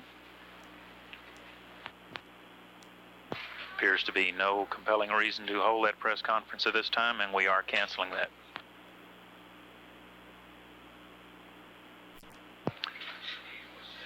We'll be picking up over Indian Ocean Station in about 7 minutes. This is Mission Control Houston. Mission Control Houston, 1 day, 20 hours, 2 minutes mission elapsed time. Going to reverse ourselves here momentarily. Apparently there's some interest been given in having that press conference, so we're going to go ahead and have one at approximately 10, and that's Central Time. So in about a half an hour we will have Flight Director Jay Green over in room 135, building 2, and we will be available for the press at that time. This is Mission Control. Challenger, this is Houston with you through Indian Ocean for 8 minutes.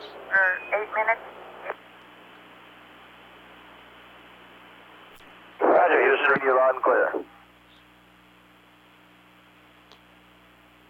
Roger, Dan, we read you loud and clear also. And I got one flight note for you on your IMU line with a star of opportunity this morning when you're ready to copy. Stand by just a second. Okay, Houston, I guess I'm on the paper. Go ahead. Okay, Dan, this morning we noticed that items 2 and 3, stars 40 and 14 that are in your table now are good, and we'd like you to align with those stars via the message TPR 20 alpha. Hey, if you could just stand by a second. You came in pretty broken that time. We were using the mic. Let me throw on a headset and ask you again. Okay, I'll say it again when you get ready for it. Dan, there are some times that the data people can look for 2 EOGs. The first one is day 01, hour 02, minute 03. That's the finish time. And on the second one, look for start time, day 01, hour 11, minute 36. Roger, Bill, we copy that. And I didn't have a time last night to provide them with a summary, but I'll get them a summary sometime this morning and yesterday. Okay, sounds good to us. And Houston, CDR, try again on the IMUs.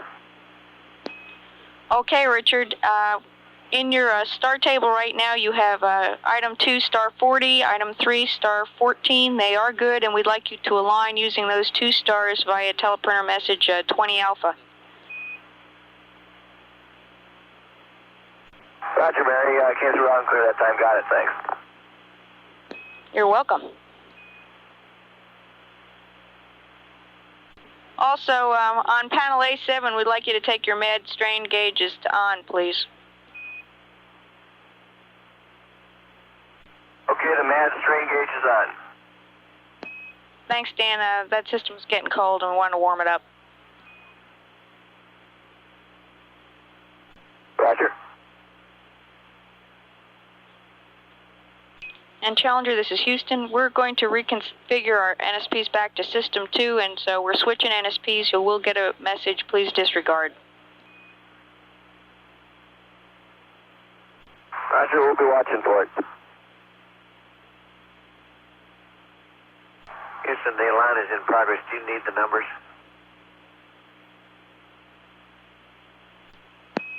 Thanks, Richard, but we've got them here. Okie doke.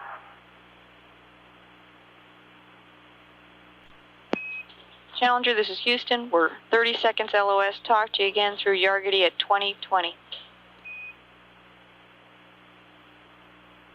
Roger, Houston, we'll see you there. Sure is a lot of ocean in the world. We're just fascinated looking at all these beautiful clouds.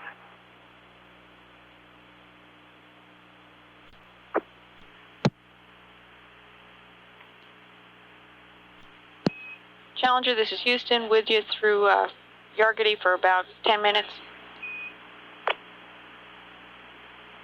Okay, Mary, loud and clear. You're loud and clear too, Dale.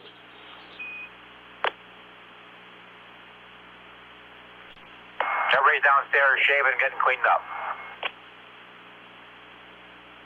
Was the first done this morning. That sounds like a good idea.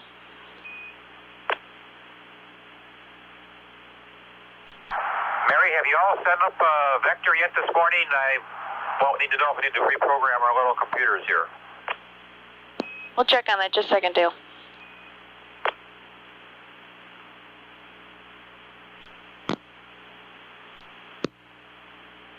Challenger, this is Houston. Dale, we have not put in a new state vector this morning. You're still running on the one that was put in last night, and it's holding real well. Okay, thanks, Mary. Okay, and for GNC, the alignment's done and the star trackers are back in track. We copy that.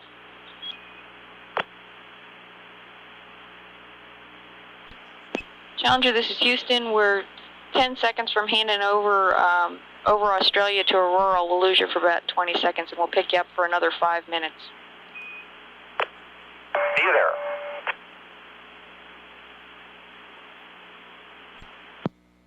Challenger, this is Houston. We're back with you now through Aurora for 5 minutes. We got you, Mary. And Mary, you can ignore the S-76 comm message. I was just fooling with the VTR. Okay, Dale, we'll do that. Thanks for the info. We would like to send a Timbu up to increase the limit on the APU fuel drain line, and so we need to have you resume where the Spec 60 was. We're not sure what CRT it was on.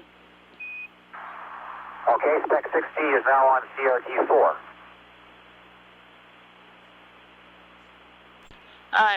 Roger, Dale, we'd like you to resume the Spec 60. It was overlaid, and we couldn't send the Timbu up with it in the system like that. Okay, I just resumed that we're back to the antenna display on CRT 4. Okay, Dale, thanks. Looks good now. Challenger, this is Houston. We're 30 seconds LOS. We'll talk to you again through Mila at 2104. Goodbye.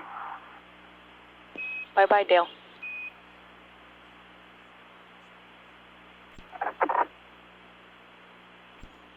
This is Shuttle Mission Control at 1 day, 21 hours, 1 minute mission elapsed time. Just about 3 minutes away from acquisition of signal through Mylar after an LOS of about 30 minutes duration with the TDRS down for the time being. This has been one of the longer LOS periods so far during STS-8. And already TDRS testing appears to have spoiled us for the frequency of contact that we've been enjoying over the past nearly two full days of this mission. The mission control team here in the control center has been watching playback of some of the video acquired earlier in the day from Challenger, including the replay of the deployment sequence of the INSAT and other on-orbit video, including the telephone conversation with the President of the United States, which occurred just before the sleep period began on Wednesday. And we're about 2 minutes away from voice contact at 1 day, 21 hours, 3 minutes mission elapsed time. This is shuttle mission control.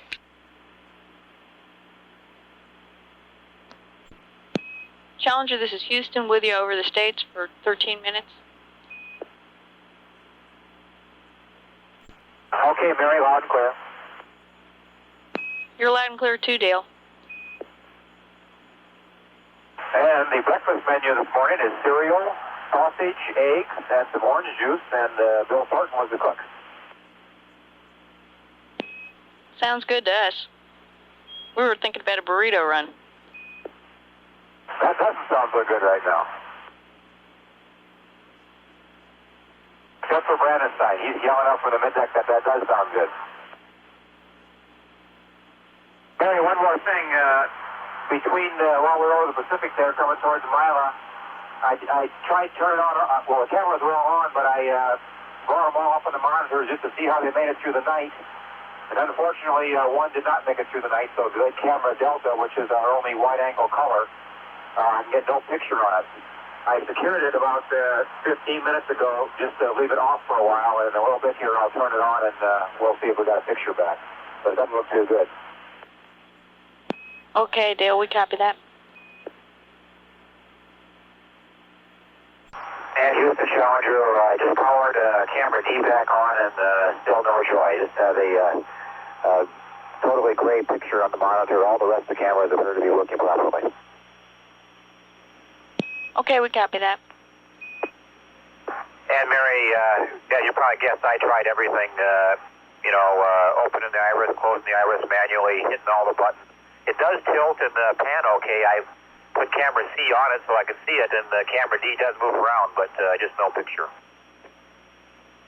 Okay, Dale, we copy that, and Inco will look at it for you. And Challenger, this is Houston. We have a smoke detector test we'd like you to run when you're ready to copy. Okay, Mary, go ahead. Okay, we'd like you to perform a smoke detector test on the System A sensors. And if AFBay 1 Alpha sensor tests good, then we would like you to go to panel 15, row Charlie, and take smoke detection bay 1 Bravo / 3 Alpha, the circuit breaker, to open. Okay, I'll sure do that. And we did, I forgot to tell you, but during LOS, we did get one more trip of 1 Bravo, so I would like to do that if we could, and I'll check Alpha. Okay, Dick, we copy that. Since the A sensors check okay, so I'm going to pull the circuit breaker. Okay, Richard, we concur with that.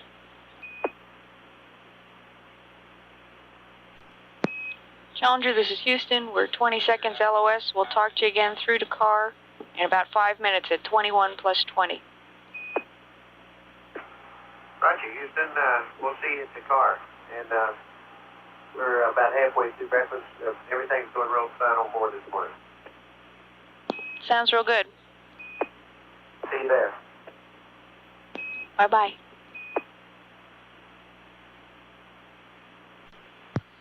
This is Mission Control Houston at 1 day, 21 hours, 17 minutes mission elapsed time.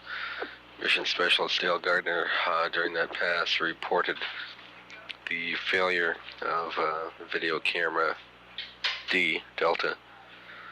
And it's a wide-angle color camera mounted on the forward bulkhead, looking aft, mounted on the starboard side of the vehicle. The suspicion is that the temperature extremes experienced during the tail sun attitude overnight may have promoted the demise of that unit, but the ENCO here is looking at possible ways of trying to recover that unit. Brief LOS of about 2 more minutes remaining before we reacquire through Dakar. This is Mission Control, Houston.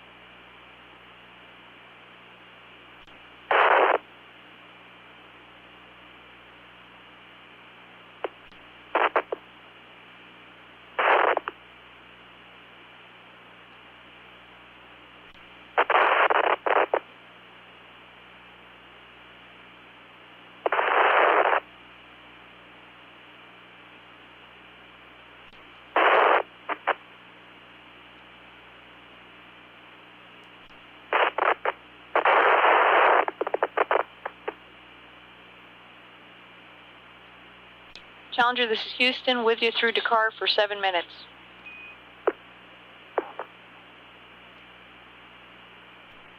Roger, Houston, loud and clear. You're loud and clear too, Dick. Is our Dakar Capcom still over there? Do you know?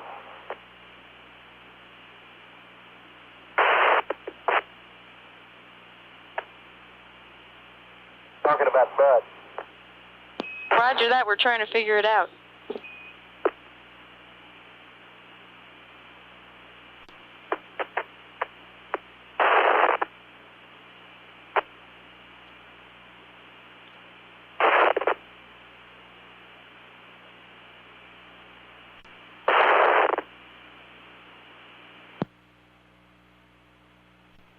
Richard, they've left the car, they're back home. Incidentally, Barry, sometime today, if we can find somebody that's got an opportunity, we're going to try to go through all the viz op sites and make an estimate of the ones that we think we've gotten photos of, and also take a stock of how much 70 millimeter film that we have on board. But we have at least eyeballed a great number of the specific sites that we had planned before the flight, and naturally a lot of things that we hadn't planned. We copy.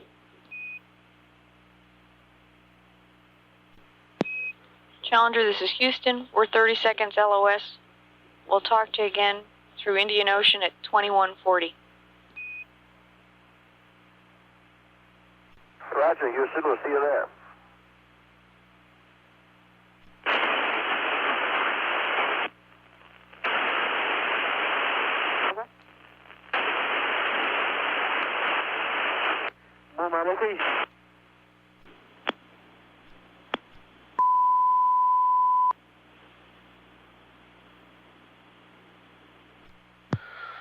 Shuttle mission control at 1 day, 21 hours, 39 minutes mission elapsed time. We're just a few seconds away from AOS through Indian Ocean Station, and everything should still be fairly quiet on board Challenger as the crew progresses through the pre-sleep period, and we anticipate voice contact just momentarily as Challenger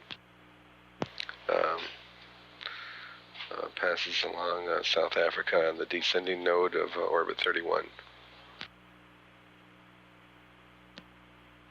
Challenger, this is Houston, with you through Indian Ocean for 7 minutes.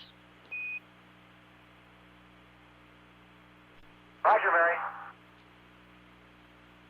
And Challenger, I have about 3 notes to go over with you when you're ready to discuss something. Give us about 1 minute, Mary. Sure will. Okay, with the past minute, Dick's got his pencil and paper out. Go ahead. Okay, well first, Dale,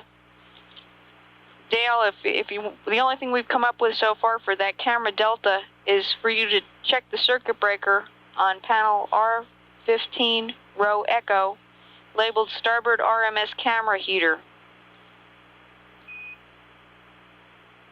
Okay, Dan's looking at it right now. Just hold on, we'll give you the result. Okay, we're standing by. Okay, all the camera delta circuit breakers are in.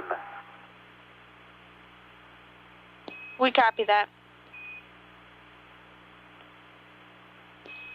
Then we would like you to go on panel L1 and take flash evaporator primary A off, because we have no further requirement for the flash evaporator until entry day.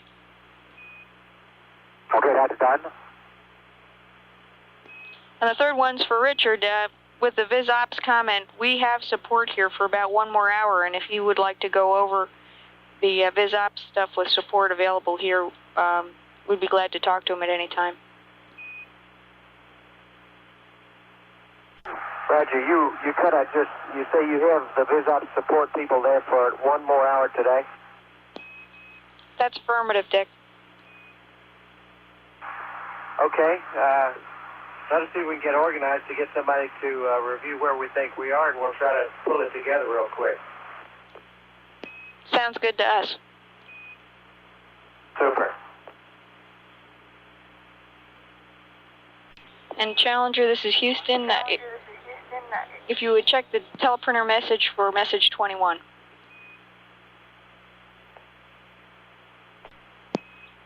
Challenger, this is Houston. We're 30 seconds LOS. We'll talk to you through Yargity at 21:56 in about 8 minutes.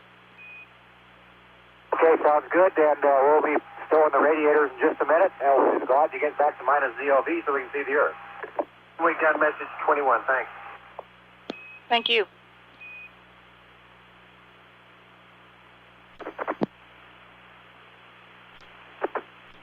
Challenger, this is Houston, with you over Australia for about a sum of 12 minutes with a 1-minute keyhole. Challenger, this is Houston, with you over Australia for about 12 minutes. Okay, Mary, loud and clear. You're loud and clear too, Dale. Radiators are stowed. We copy that. Go ahead, Challenger, this is Houston. Roger, Right, we're ready to copy. We got 2 minutes here and then a 1-minute keyhole and then 2 minutes on the other side. Roger, we got about 2 minutes in Yargity, a 1-minute keyhole, and then 2 minutes in Aurora left on this pass. okay. Why don't you... Okay, I'll do that. Challenger, this is Houston. We're 20 seconds to a 1-minute keyhole, and we'll pick you up on the other side. And the luau chairman says it's a great day for ACE. Challenger, this is Houston, with you through Aurora for 2 minutes. Okay, Houston, real quickly, the sites that we have believe that we have taken photos of are as follows. The eastern edge of 1 Bravo, right on the coastline there, 2 Alpha, 3 Alpha, 3 Bravo, 4 Alpha, number 5, 6 Alpha. On 7 Alpha, we saw Krakatoa and took 1 photo, although it was a little cloudy and not very high sun angle.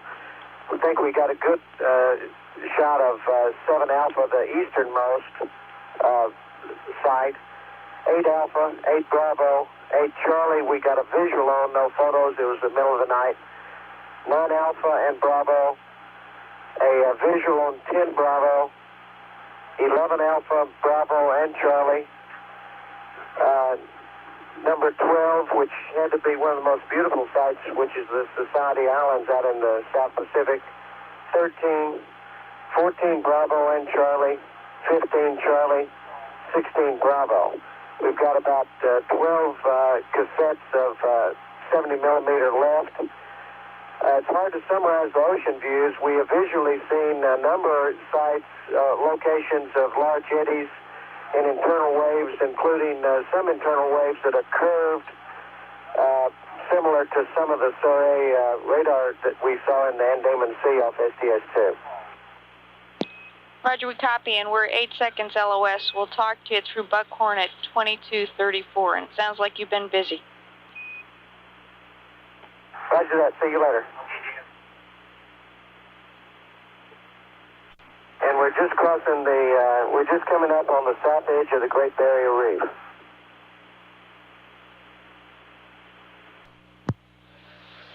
This Mission Control Houston at 1 day, 22 hours, 33 minutes mission elapsed time. We're about a minute away from acquisition of signal through Buckhorn after another fairly long LOS period of about 34 minutes.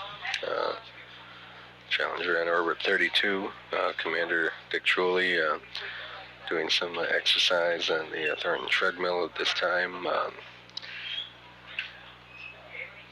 Pilot Dan Brandon Stein is scheduled to be doing some activities with the Getaway Special. Mission Specialist Dale Gardner will be setting up some TV to cover the PFTA testing, and Mission Specialist Sky Bluford would be working with Dr. Bill Thornton on some biofeedback experiments. And we should have voice momentarily. This is Mission Control Houston. Challenger, this is Houston with you over the States for about 18 minutes. Roger, Houston, loud and clear. Loud and clear too, Richard. Mary, where are we right now? You're right over northern Mexico, northwestern Mexico. Nice, clear night. We see a lot of cities below us. We've recently had to ask you because we've got the lights turned off in the flight deck. There's up, it looks like 300-400 miles to the north, there's a large area of thunderstorm activity. We copy that.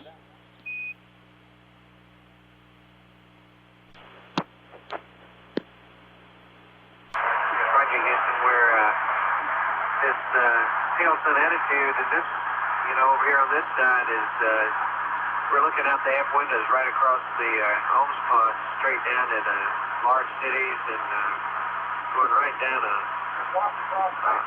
whole series of towns and cities. We can see every street. Copy that, Dick. And down in this part, it's real clear. There is an occasional thunder bump or two, but it's real pretty. Sounds real nice. Sure beats working for a living, Mary. Looking forward to it. And Mary, I know Jeff is not going to believe this, but We just had a jet fire in the aft. One of the verniers fired in the aft, and the whole right side of the tail and the right side of the Omen pod looked like it glowed for a second, or glowed for several seconds, as a matter of fact. Sounds like good fireworks. And Jeff believes it. At this point, we're essentially the port side of the vehicle is into the velocity vector. We copy? Now we're getting down to an area where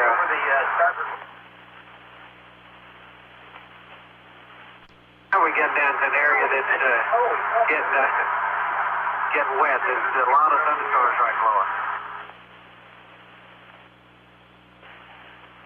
Looks like you're right over the Cape now. You're kidding me. Okay, now I'm oriented. We can. The entire state of Florida is just to our left. We can see A1A. And we can see all of the eastern seaboard, although up around the Carolinas and up north it's beginning to get cloudy. I guess the biggest, we didn't realize it because I hadn't looked at the map, but I guess the biggest and clearest city that we saw was probably New Orleans.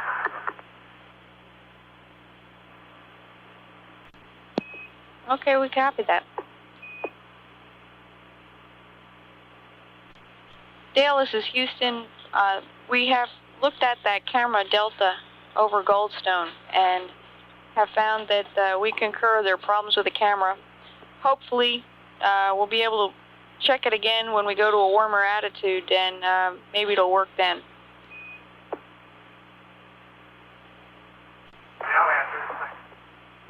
Roger, Barry, Dale's coming to the phone. Okay, Barry, copy. Thank you. You're welcome. Challenger, this is Houston. We're 30 seconds LOS. We'll talk to you again through Dakar at 22:56, and thanks for the tour of the Gulf. You bet, Barry. See you later. Challenger, this is Houston, with you through Dakar for 9 minutes. Hello, Houston, read you loud and clear. Got a question for you. Go ahead, Dan.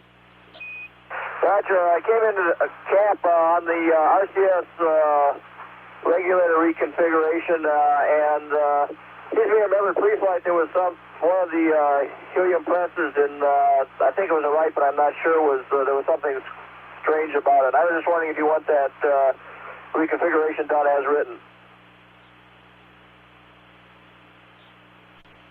That's affirmative, Dan, and there was a problem with the right alpha, but they'll watch it, so we'd like the configuration per the checklist. Okay, in work, thanks.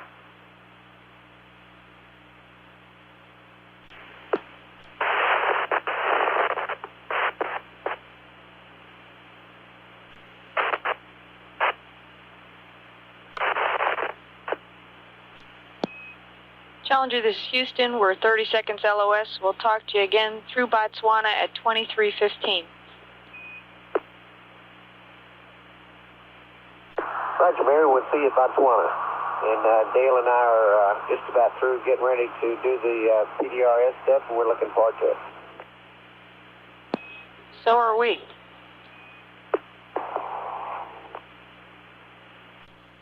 Mission Control Houston at 1 day, 23 hours, 6 minutes mission elapsed time. About 10 more minutes before we acquire signal again through Botswana. Variety of activities going on board the Challenger right now, principally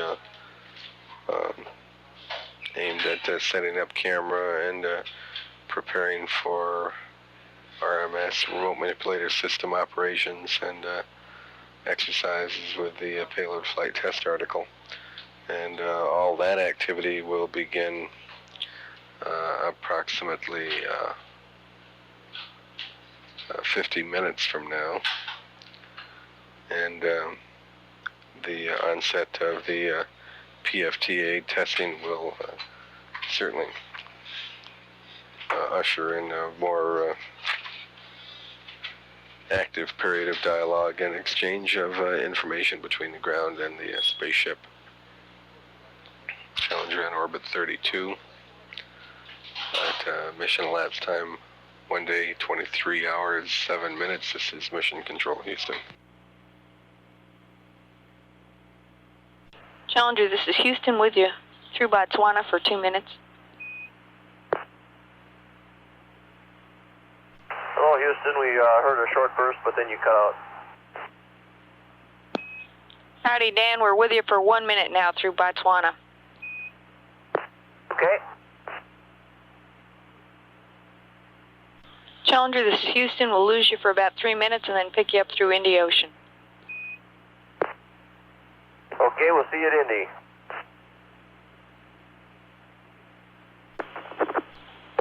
Challenger, this is Houston. Roger,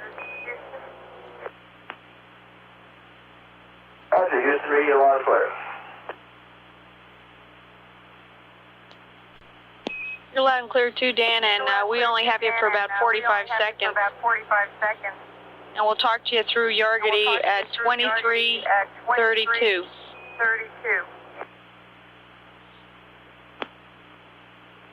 Roger, Mary, we'll see you there.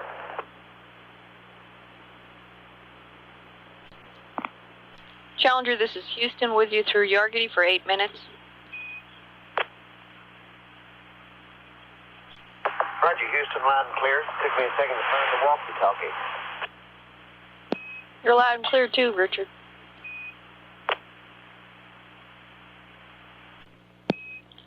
Challenger, this is Houston. The PI, the gas can 475, was curious. If you have time, could you read us the deactivation time on that? If not, that's okay too. Challenger, this is Houston. Say again, last transmission. Roger, your last transmission was broken. I understood that you wanted to know what time we did the gas activities group Bravo. Is that correct? That's affirmative. Only if you have time, Dan. Roger, have it right here at the tip of my fingers. Group B was activated at 1 day, 22 hours and 5 minutes. Roger, Dan, and do you have the deactivation time also? Oh, for the PRM? Just a minute, let me get the info. Mary, on the PRM, I didn't get the log the MET, but in the data, the thing had run for 15 hours, 15.44 hours. Roger, we copy that, Dan, and let me confirm that group Bravo you gave us was a deactivation time. Well, let me check the cue card. Challenger, this is Houston. We're 10 seconds LOS. Talk to you through Hawaii at 23:58. Roger. This Mission Control Houston at 1 day, 23 hours, 41 minutes. Mission elapsed time. We'll be out of touch with the crew for 17 minutes, reacquiring through Hawaii. During this orbit, we'll be in quite a bit of voice contact with Challenger as the crew begins to prepare for RMS operations and PFTA testing. We go in rapid succession through ground station coverage from Hawaii to Buckhorn to Mila to Bermuda, Dakar, and Ascension Island tracking stations, and then quickly into Botswana and through Yargity. So we'll have a great deal of voice contact during the run-up and test portion of the PFTA activities this morning.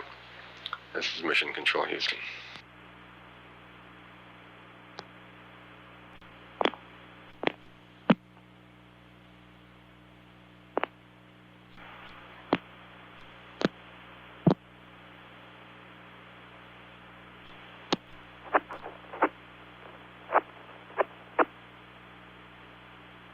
Challenger, this is Houston with you through Hawaii for 7 minutes. Loud and clear, Mary, and we just started page 1-2 of the RMS checklist. You're loud and clear too, Dale, and looks like you're right on schedule. Actually, we just finished 1-2. We're just getting ready to deploy the RMS top of 1-3. We copy that. And Mary, for our last discussion on the gas, I probably used the wrong words and got you a little bit confused there. At 1 day, 22 hours and 05 minutes, we did Group B, which is a deact of relay 06 of gas number 3. Okay, Dan, thanks a lot. It's Mission Control, Houston. Data indicates that the Challenger is in the -CLV attitude. Free drift for PFTA testing, and the crew affirming that Richard Truly and Dale Gardner have begun the RMS power-up activities prior to PFTA testing.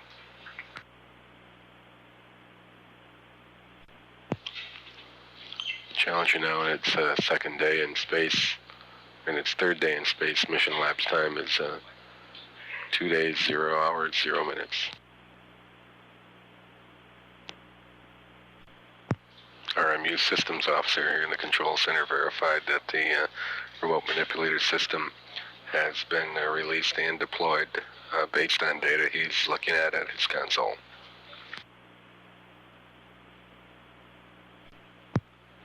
RMU systems officer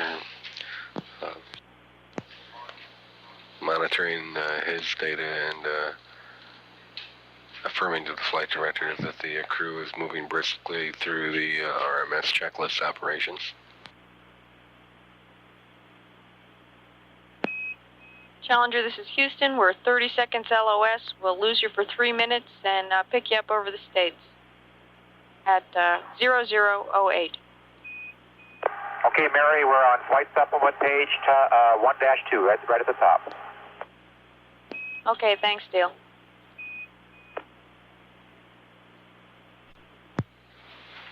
This shuttle mission control at 2 days, 0 hours, 5 minutes mission lapse time. We've had loss of signal through Hawaii, and we'll pick them up again through Buckhorn in about 2.5 minutes.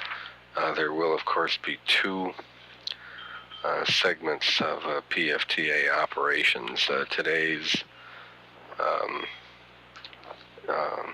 exercise will involve grappling with fixture number 2 and the Payload Flight Test article, and tomorrow morning on flight day 3 at mission lapse time of 3 days, 2 hours, 20 minutes, the remote manipulator system will be exercised and will grapple with fixture number 5.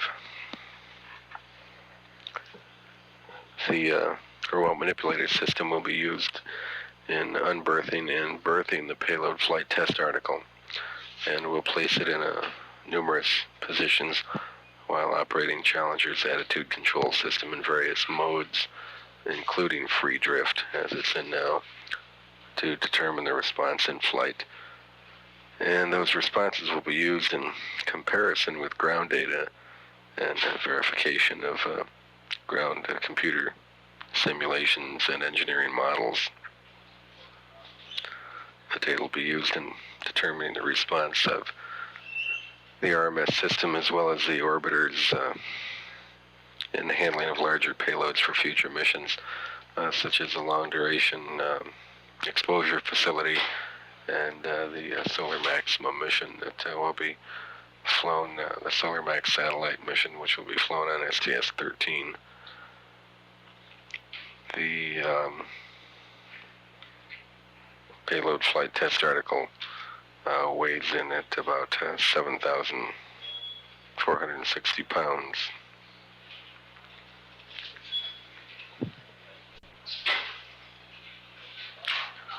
We're just 30 seconds away from acquisition of signal on orbit 33 at mission elapsed time 2 days, 0 hours, 8 minutes. This is Mission Control Houston. Challenger, this is Houston with you over the States for 19 minutes. We'll copy that, Richard. ISO Rebel fixture 2, leaving in the darkness. It works like a champ. That sounds great.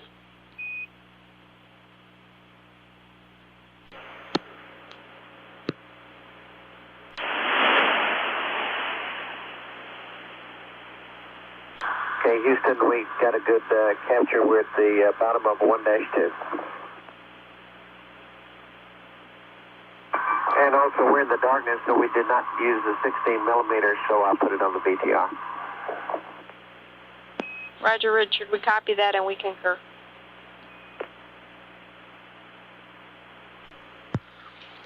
Mission Commander Richard Truly advising the flight control team that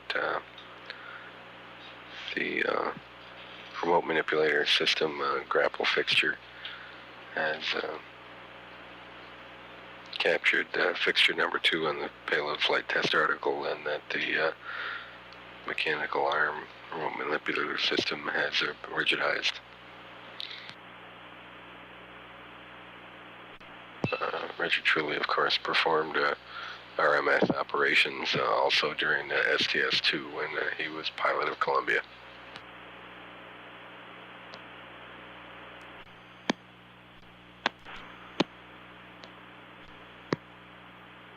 Houston, Challenger.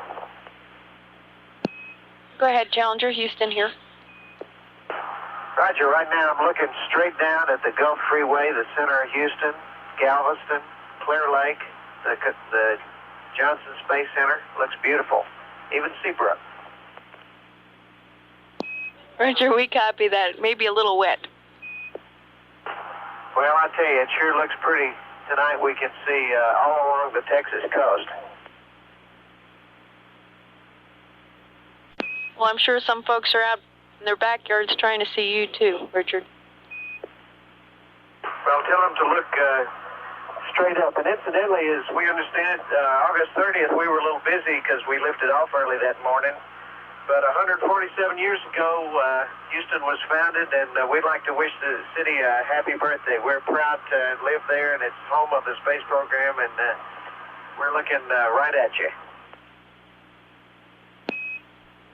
Thanks, and all the folks in the MOCR would like to join you too. Bet.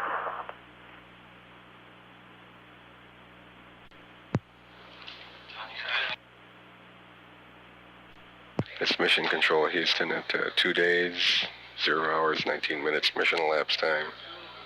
As those wishes come down from the Mission Commander Dick Truly, the spaceship Challenger was about 75 nautical miles south of the city of Houston and 164 nautical miles above it.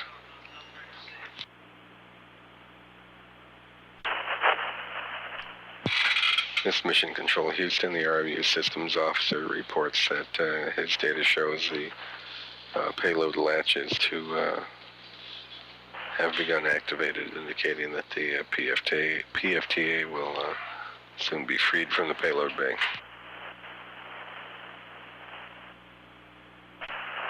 The RMU Systems Officer is responsible for the remote manipulator system, for mechanical systems, and for upper stage systems during the mission. And in as much as the PFTA testing is aimed principally at testing the remote manipulator system.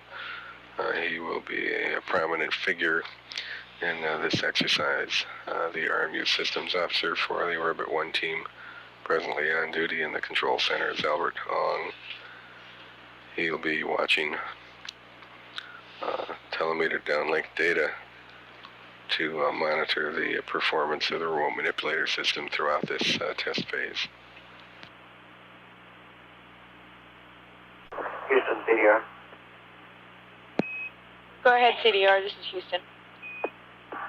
Okay, all the retention latches are released. The times on 1 and 4 and 2 and 3 were between 22 and 24 seconds. The keel took 27 seconds. When we released the keel, we got the ready to latches on 3, 4, and 5 went from gray to barber pole. It looks like the aft end popped out just a bit off the latches.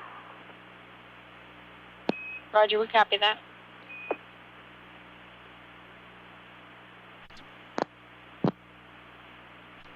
It's Mission Control Houston. Mission elapsed time 2 days, 0 hours, 25 minutes. Have almost constant ground station coverage during this testing, with very small gaps in between as the flight path of the Challenger catches most of the ground stations in North America, in the South Atlantic, South Africa, Australia, and South Pacific during these passes. So we'll have very good coverage, lots of data, and probably a substantial amount of air-to-ground transmission. Challenger's in free drift at the moment, indicating that there are no firings of the reaction control system jets. There will be some induced firings later on in this testing to evaluate the interaction of the arm, that 8,000-pound payload, and the relationship of that mass to the orbiter itself. But for this early part of testing, the vehicle will be in free drift. Challenger, this is Houston. We're 30 seconds LOS. We'll talk to you in about 5 minutes through Dakar at 0+33. Roger. See you there. We're about 5 inches out of the latches. Copy that. This Mission Control Houston, Dick Truly advising that the PFTA is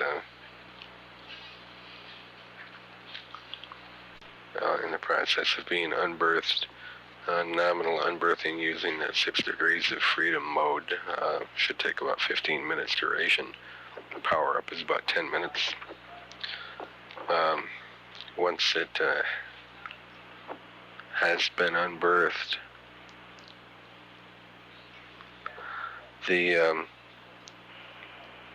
arm will be configured in almost a, well, in fact, in a perpendicular posture relative to the vehicle. And there'll be a 30-minute test of interaction of the flight control system and the RMS using vernier reaction control system jets.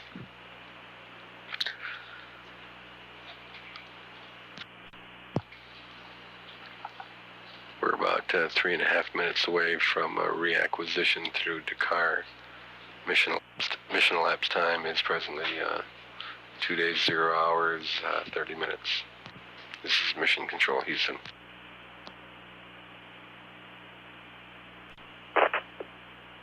Challenger, this is Houston, with you through Dakar for 11 minutes. Okay, Mary, great timing. We're just on the top of page FS2-2, and we have a note written in here that says, let MCC know that we're here so they can send up some ASIP command. Okay, Dale, we copy that. And that's configured now, Dale. Thank you. Our pleasure. And we're sitting up here with the PFTA at minus 600 inches in Z. Came right out of the guide, no problem at all. Only had to make a few corrections other than just the Z input. We copy that. Sounds good.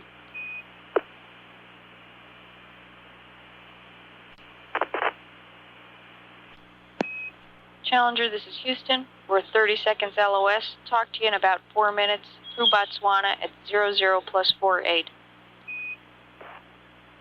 Okay, as you probably saw, we're at configuration A, and we're just going to the top of page FS2-3. We copy that. You're just chugging along.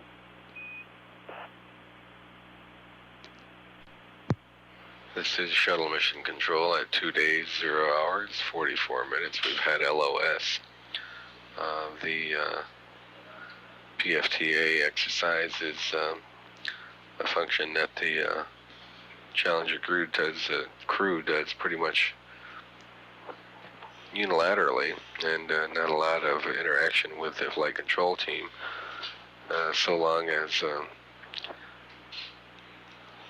operations remain nominal, then there will be no need for a terrific amount of dialogue between the astronauts and the mission control team. And certainly to this point, the RMS functions have been indeed nominal. We reacquire signal again in 3 minutes through Botswana. This is Mission Control Houston. Challenger, this is Houston, with you through Botswana for 7 minutes. Roger, Mary, loud and clear. We're just completing step 1 on page 2-3. Roger, Richard, and you're loud and clear too, and we copy.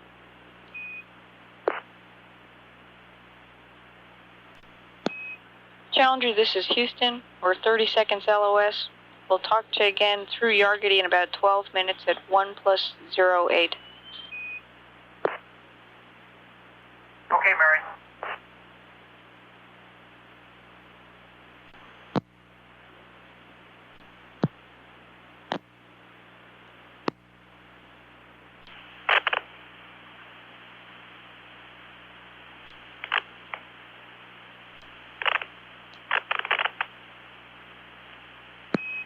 Challenger, this is Houston, with you through Yargity for 7 minutes.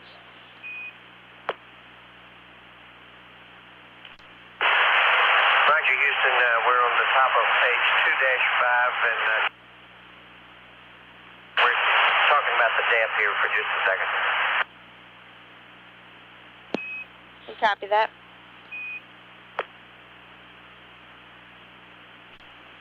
This Mission Control Houston at 2 days, 1 hour, 10 minutes mission elapsed time. The adapt question Commander Dick Truly referred to pertains to the digital autopilot, and the question may have something to do with some uncertainty as to the software configuration of that unit during the testing. Standing by to see whether the crew is going to need assistance from the ground control team in sorting out that question, or whether they'll solve that on board. We're over the ground station at Yargity. We get voice only through Yargity, and no data to reflect the progress of the crew as they proceed through the checklist on the RMS PRCS interaction testing. So we'll have to rely on their vocal updates as to how they're doing. It's Mission Control Houston.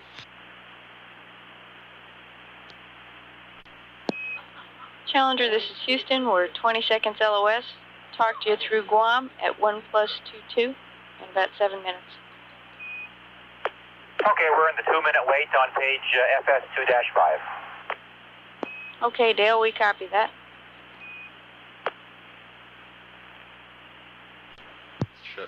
This is Shuttle Mission Control at 2 days, 1 hour, 16 minutes mission elapsed time. Mission Specialist Dale Gardner referring the flight control team to their position in the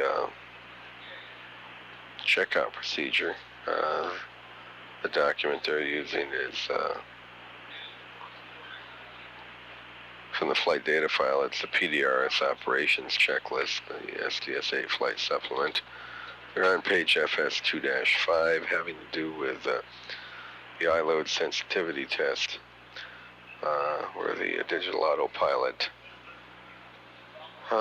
sends certain commands to fire selected verniers and do so at measured intervals of 5 seconds.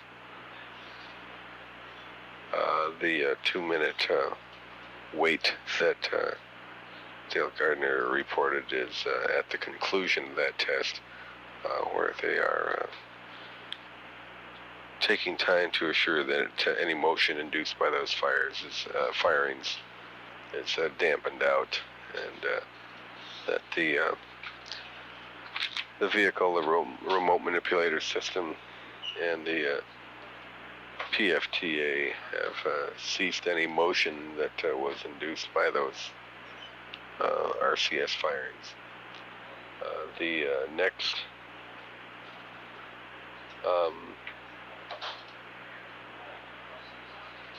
test objective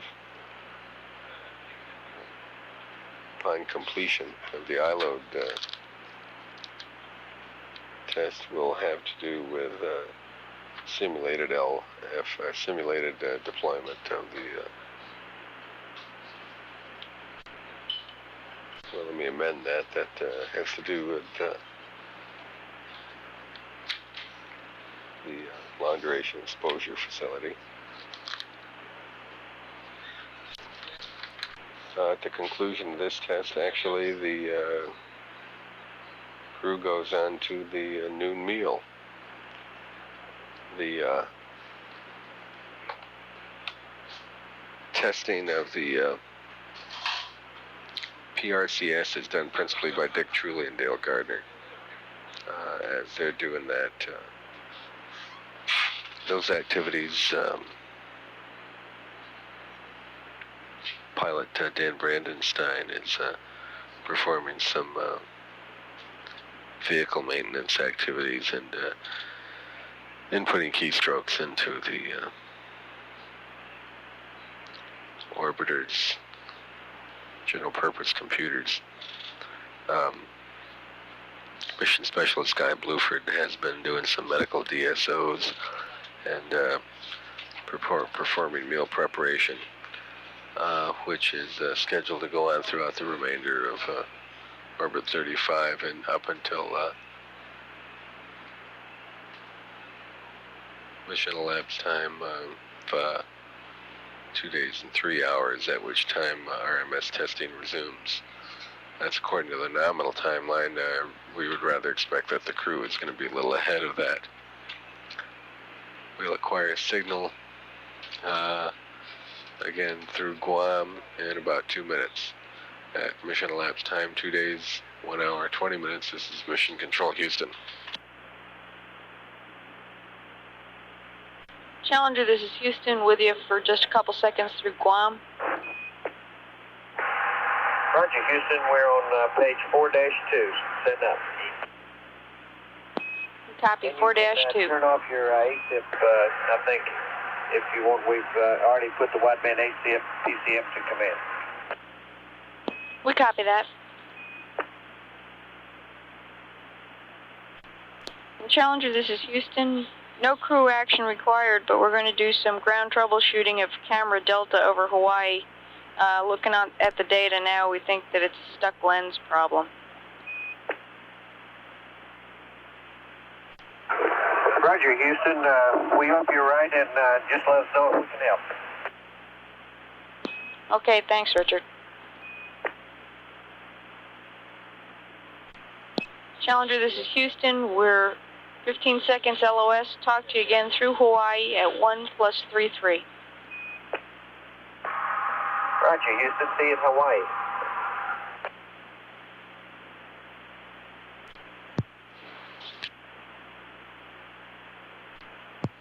Mission Control Houston will get voice and data through Hawaii in 8 minutes.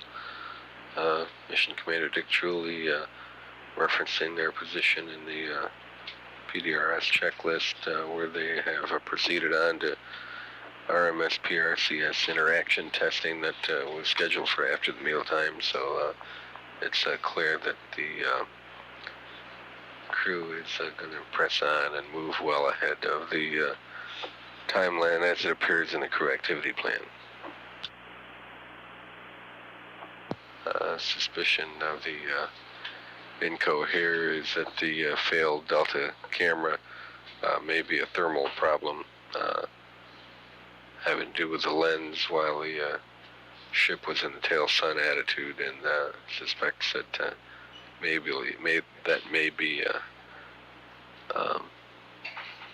may be able to remedy that by some commands that he proposes to uplink to that system through Hawaii during the upcoming pass. Mission elapsed time 2 days, 1 hour, 26 minutes. This is Mission Control Houston. Challenger, this is Houston, with you through Hawaii for 5 minutes. Okay, we're just finishing up with test number 1 on page 4-3. We copy that, Dale.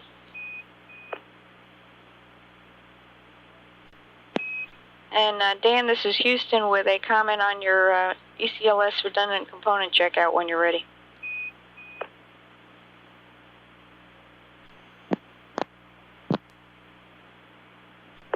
Challenger. Challenger, this is Houston. Go ahead. Roger, Mary. I got started a little late on that. I was just starting the ECLS redundant component checkout, so give me your comments, please. Okay, Dan, this is for after you do your checkout. Now that you're out of the cold attitude, we'd like to go back to normal configuration. So post that component checkout, we'd like you to go to L1 and check that the flow prop valve is, loop 1 and 2 is in interchange and the talkback's in interchange. Okay, understand that after I'm done with this checkout, be sure that loops 1 and 2 are in interchange. That's affirmative. Okay, I'll press on with the checkout and make sure it ends up there.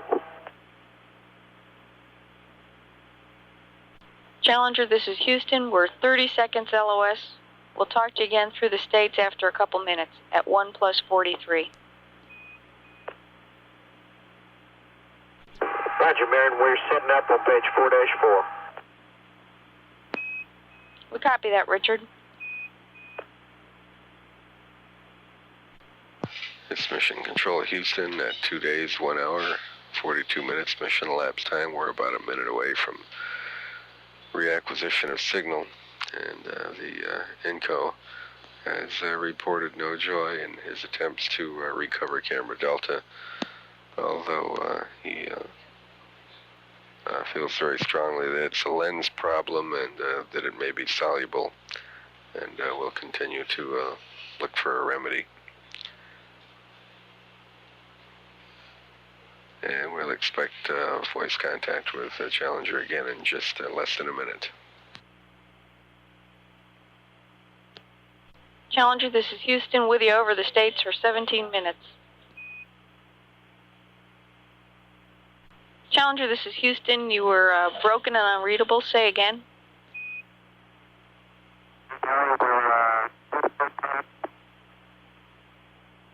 Challenger, Houston, negative. You're unreadable. Stand by.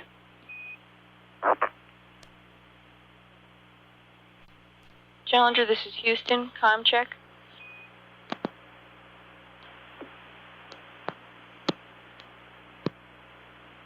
Challenger, this is Houston. Comm check.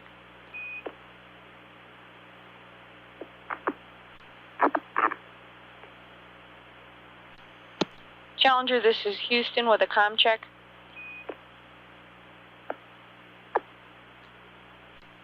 Houston, Challenger, how do you copy? Challenger, this is Houston. Dale, we read you loud and clear. How me?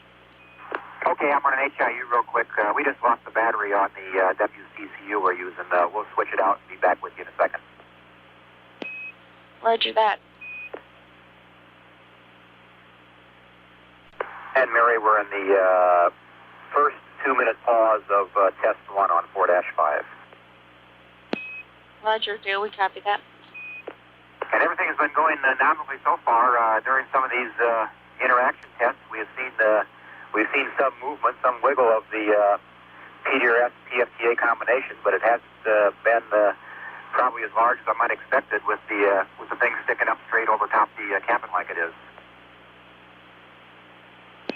Roger, we copy that, Dale. And Mary, these 2-minute waits are almost as fun as they were in the simulator. Roger, Dale, we copy that. Actually, when we're in daylight, they're kind of nice because when we're in ZLV, we look down at the Earth through the overhead windows, but on the dark side here, there's not much to see. Roger, it must be a little more realistic than the sim, right? That's true.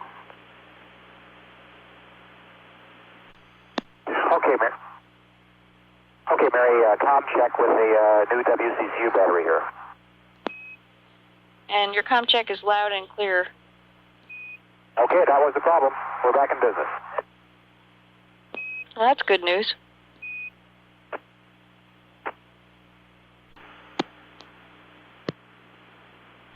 Houston, Challenger.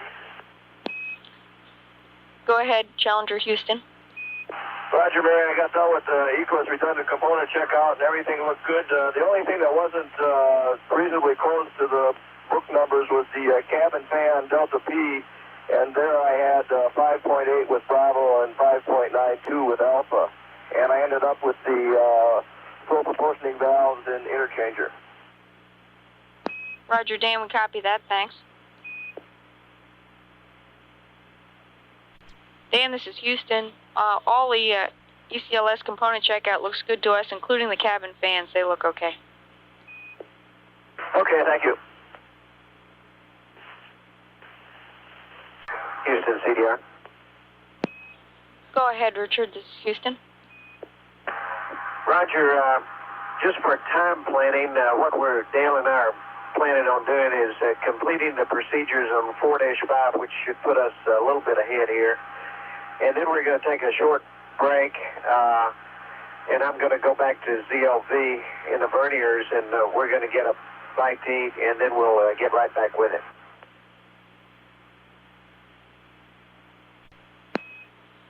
Roger, Richard. Looks like you're right on schedule to us, and your plans sound fine. Okay. I just had a great ham and cheese sandwich, but I had to eat it in cereal instead of in parallel. First the bread, then the ham, then the cheese. We thought the bread came last. Depends on what you have in your hand when you start, I guess. Yes, sir.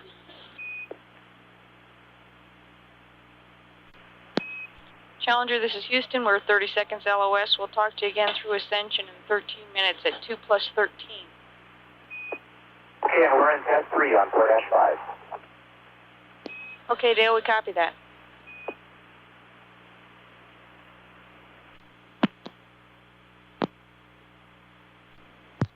Mission Control, Houston. Ascension Island acquisition in a few seconds, momentarily. The crew taking a meal break in the midst of the payload flight test article activities with the remote arm. Should have acquisition at this time through Ascension. Challenger, this is Houston with you through Ascension for 7 minutes. You stand by just 1 second. Houston, CDR. Go ahead, Richard. Houston. Okay, we're on page 4-5. We are in step 5 and just did the first tail up maneuver, the plus pitch. We repeated step 4, and the reason is when I fired the first pulse, I've been watching the RCS command lights, and in addition to the roll pulse that I got, a yaw jet also fired, and we weren't sure if that would mess up the data for that test, so we went ahead and fired the the second pulse after 2 minutes to kill the rates, and then went around the little circle again and just repeated test 4 from the start. So we're in test 5 now on 4-5. Roger, we copy that. You're moving right along. Roger, and after test number 6, we're going to be heading back to ZOV and take a little bit of a break. Roger, another ham and cheese sandwich and cereal. No, not cereal. We had that for breakfast. Ouch.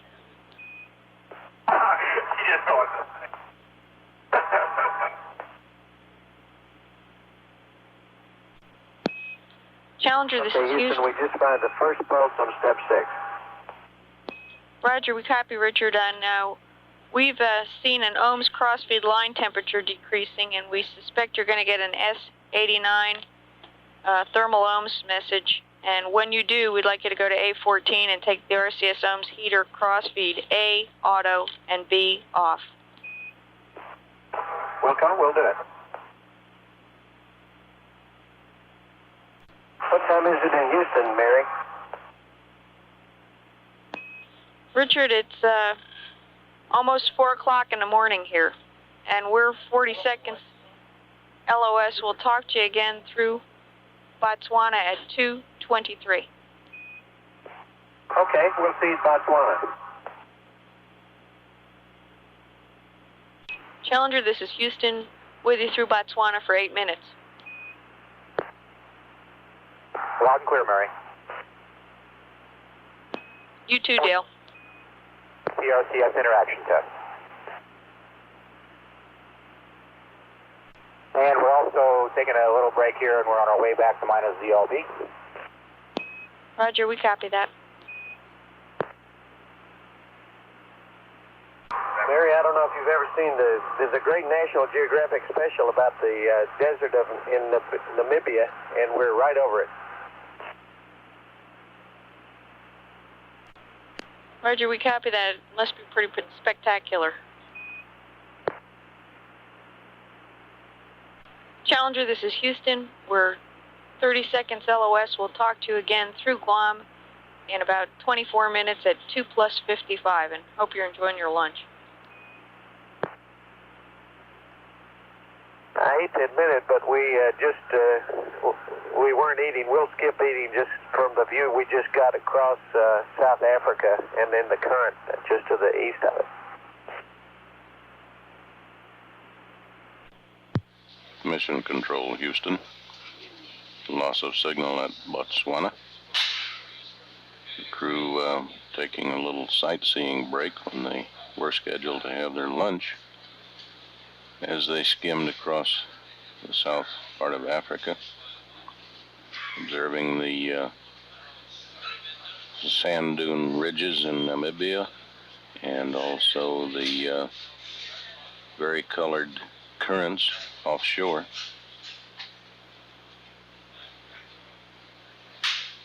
Next station is Guam in 22 minutes. The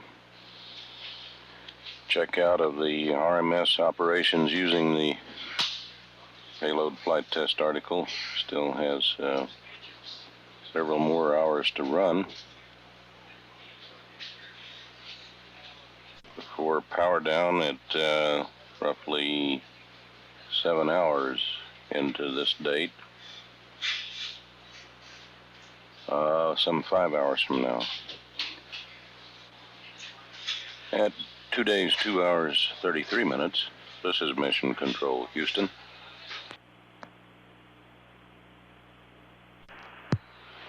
Mission Control, Houston.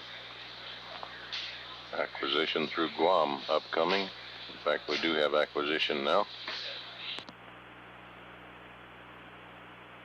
Challenger, this is Houston with you through Guam for 8 minutes.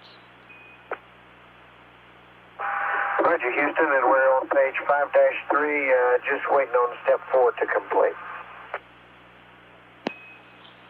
Roger, we copy that. And Challenger Houston, we'd like to remind you about the TV pass that's coming up in Hawaii, which is your next site. Roger, Houston.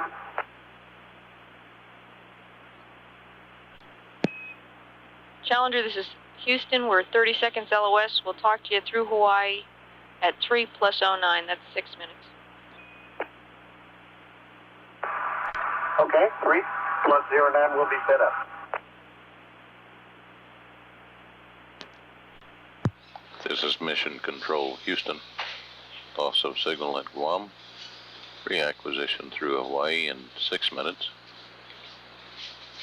Continuing on across the states, Buckhorn and Merritt Island launch area. Station coverage for a television pass showing the remote manipulator system with a large dumbbell attached. Payload flight test article. Returning in 5 minutes at Hawaii. This is Mission Control, Houston.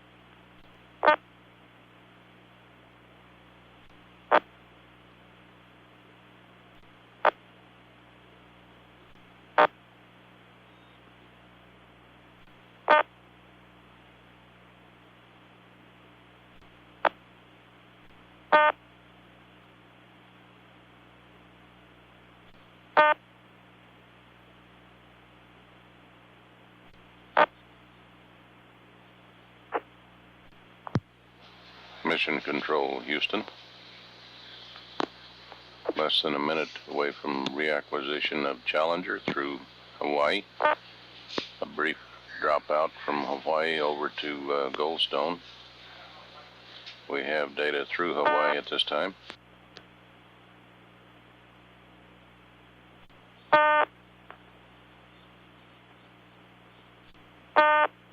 Challenger, Houston's with you at Hawaii for 7.5 minutes. Okay, we're with you, and the TVs are on. I think we have the elbow camera selected for you first. That might be a good view. And Inco can control any camera he wants except for B. We're using that one for data. And flight deck camera is set up also. Roger, we understand, Dale. Thank you. Tell us when you have a picture. We have a picture right now, Dale. We're looking at you through the overhead window. How you doing? Pretty good, John. How are you guys down there? Really great. It's a little walkie-talkie we had set up. We talk through this, and then we just listen through the speaker that's right here between Richard and myself. Sounds like a good innovation. Okay, and we're just getting ready to start test number 1 on 5-5. Understand. Hey, Inco, if you want to see the PFTA, you can just select the camera C. He's already aimed at it.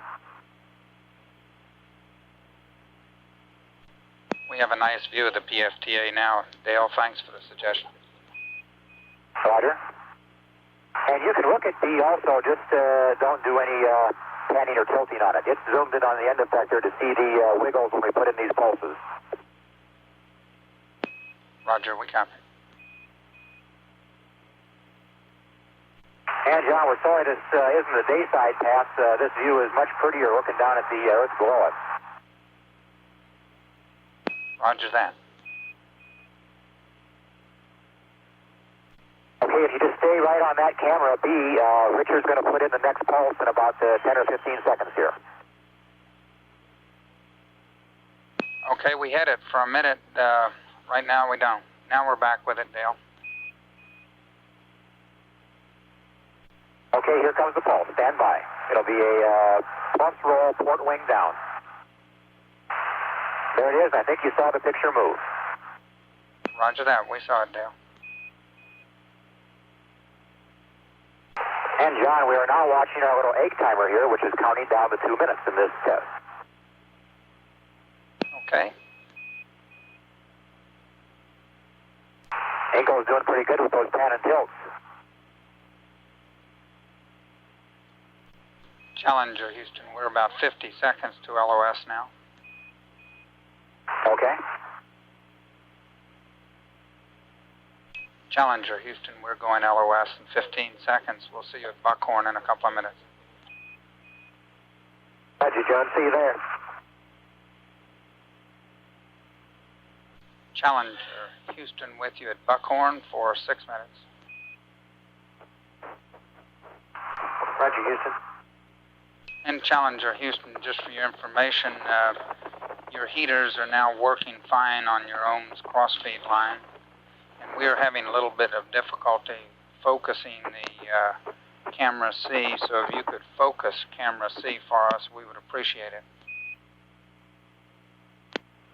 Challenger, Houston, with you at Goldstone for 5.5 minutes. All the way to infinity. The focus will drive in and out, but it won't get sharp at infinity.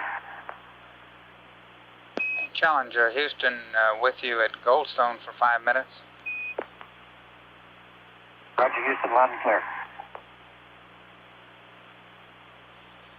And Challenger, Houston, we're having a little difficulty focusing camera Charlie. If you could do that for us, we would appreciate it. Well, as a matter of fact, we've had some trouble focusing it all the way into infinity, getting a sharp focus at infinity ourselves. Our focus will drive in and out, but it will not quite get there when you need to have it focused at infinity. We I don't know if you copied, we did get a camera overtip on camera Bravo. We've turned it off and are going to record cancel camera Charlie and let camera Bravo cool down. Maybe that's the problem. I don't know. Okay, we copy that, Richard. And just for your information, your ohms crossfeed heater line is now working properly. Roger that. And I have another note of information for you. You can assume no TDRS for the rest of the day. We'll only be working G-state N until we tell you otherwise. And unless the TDRS comes back, we won't be doing any of the encryption steps in the cap.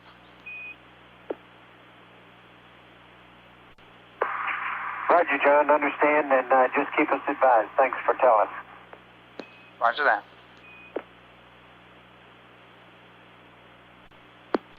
And Houston, we are complete with the LSS test. We're moving on to the auto mode valve.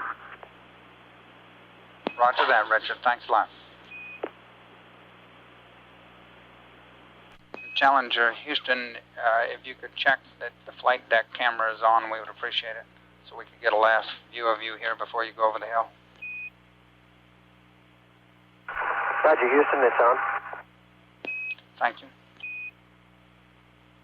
We're getting a good view of you here, Richard and Dale, during your testing activity. Okay.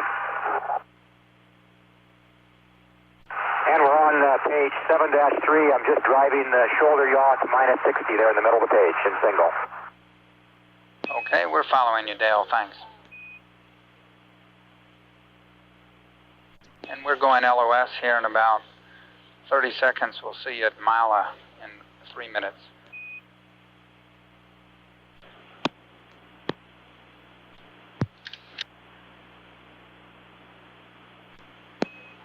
Challenger, Houston's with you at Mila for 3.5 minutes. Roger, John, loud and clear. Mission Control Houston in acquisition again through Merritt Island launch area. Still getting television of the payload flight test article extended on the RMS remote manipulator system. Off-going Flight Director Randy Stone will have his change of shift press conference in the Building 2 newsroom at JSC at 5:15 Central Daylight Time, approximately 13 minutes from now.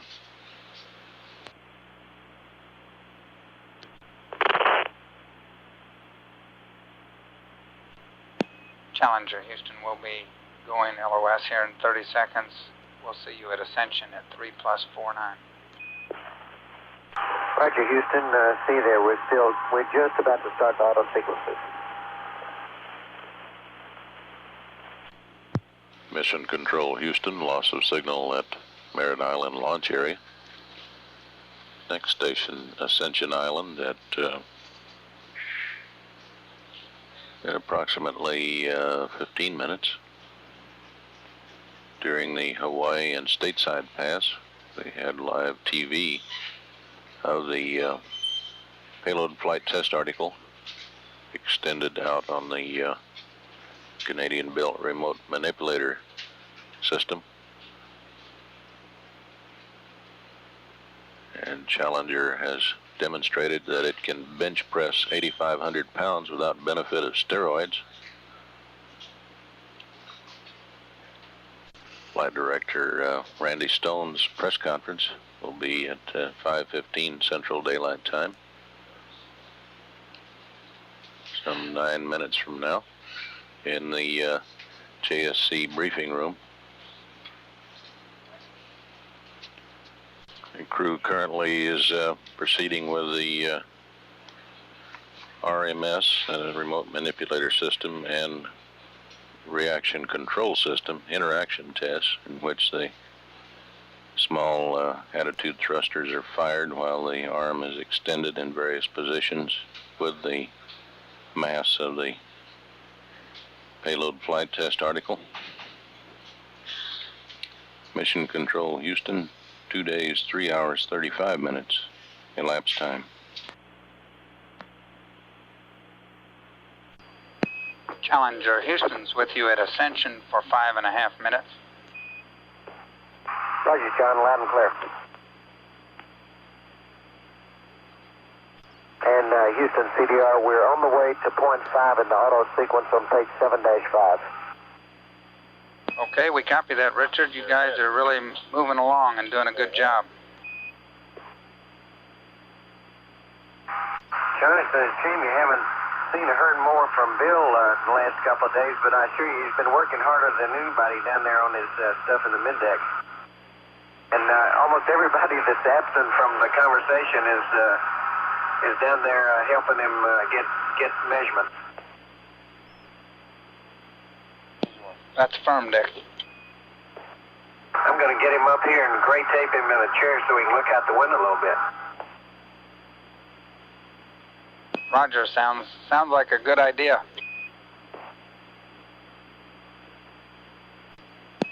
Challenger, Houston, we're going LOS in 20 seconds. We'll see you at Botswana in 5 minutes. Hey, John, we just flew by point 7 on the way to the last point, number 8. Okay, thanks a lot, Dale.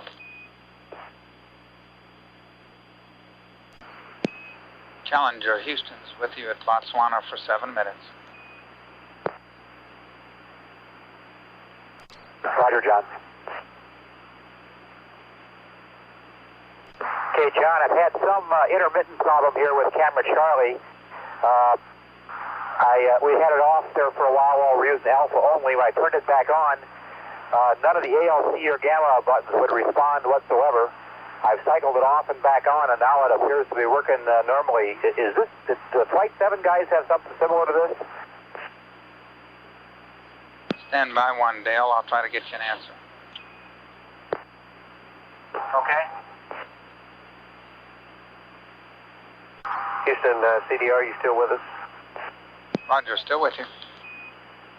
Okay, Dale is setting up for the nominal berth. Roger, we copy that. Challenger, Houston, we're going LOS in 25 seconds. We'll see you at Guam at 4+31. Roger, Houston.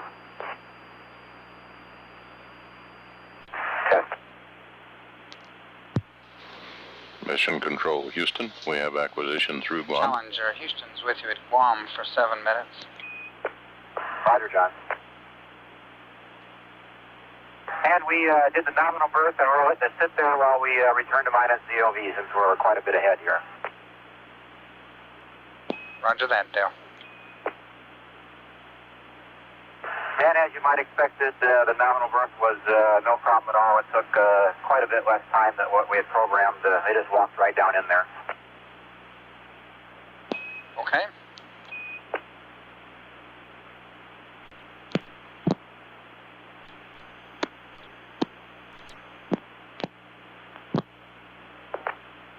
On air to ground test.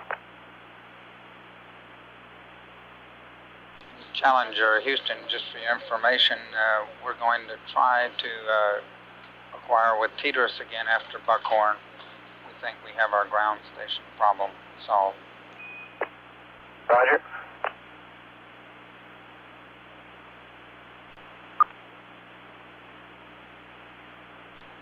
Challenger, Houston, we're going LOS here in 25 seconds. See you at Hawaii in 6 minutes. Roger, Challenger, we'll see you, Roger, Houston, we'll see you there. A former Capcom. Roger.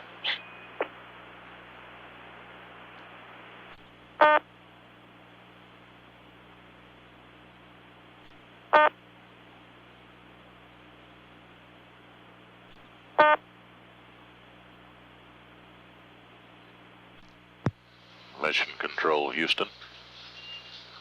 About 40 seconds away from reacquisition through Hawaii on orbit 36. There's some likelihood that the tracking satellite system may be up and running. We may attempt to go on the Teeter satellite just prior to loss of signal at Buckhorn. And Buckhorn has acquisition in about 10 minutes. The ENCO has the system set up to where it will go back to the ground network at next prior to next normal Challenger, station Houston's acquisition. with you at In Hawaii case for the 7.5 minutes. satellite does satellite Houston, system you're does loud and fail clear. again.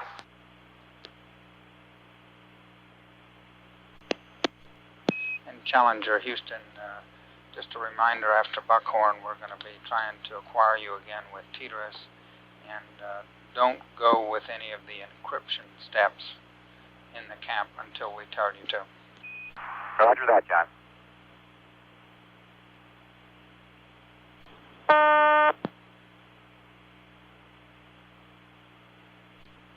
And Challenger, Houston, we're going LOS here in 45 seconds. We are sending you a tags message of a length of 4 pages. We would like a quality assessment of it, please, when you have the opportunity, and if you could save it for post-flight. Okay, I understand. 4 pages coming up on tags. We'll get the quality and save them post-flight. See you, John. Roger, see you at Buckhorn, 3 minutes. Okay.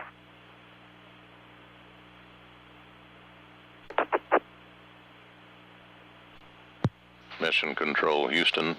Loss of signal at Hawaii. Buckhorn reacquisition in about 2 minutes. And apparently we're now locked up on the forward link of the KU band with Teeters satellite. And 4 pages of a test are going to be sent up on the text and graphics system, or tags as it's called, so the crew can check for quality of reproduction in that system. Standing by for reacquisition through Buckhorn. Final contact with the state's ground stations for today. Challenger, Houston's with you at Buckhorn for 3 minutes. Roger, John. Houston CDR, how do you hear me? We're reading you loud and clear, Richard.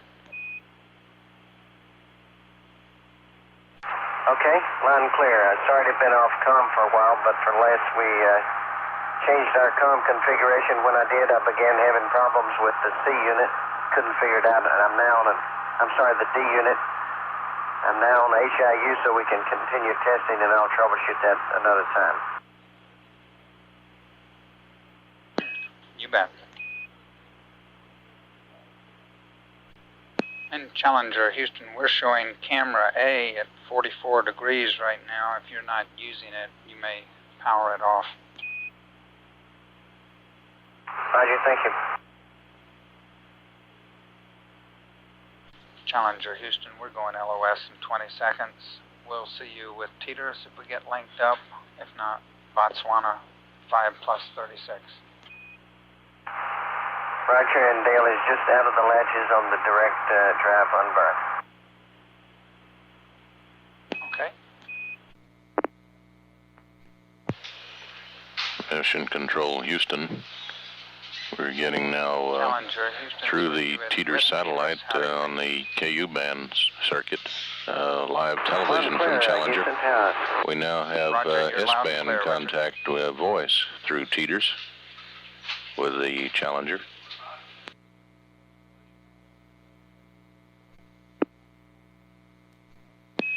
Challenger, Houston. Did you just see sunrise on the TV, John? Roger that, Richard. John, I'm not sure which TV you're watching, but we're about 3 feet out. The Dale is about 3 feet out of above the guides now, and going to move it up in preparation for the direct drive berth. Roger that, Richard. We're looking at the Charlie camera, and it's just a beautiful definition that we have with the Teeters. Super, that's great. Dale is using a MUX camera down around the trunnions and the elbow camera to watch the close trunnion, and we've got the flight deck camera back on also, so if you won't pan or tilt them, you're welcome to switch in between any of them. The only two cameras we have off are Alpha and Delta. We copy that, Richard. And Houston, MS1. Roger, Dale, go. Okay, John, we have the PFTA sitting, 10 or 12 feet above the longerons.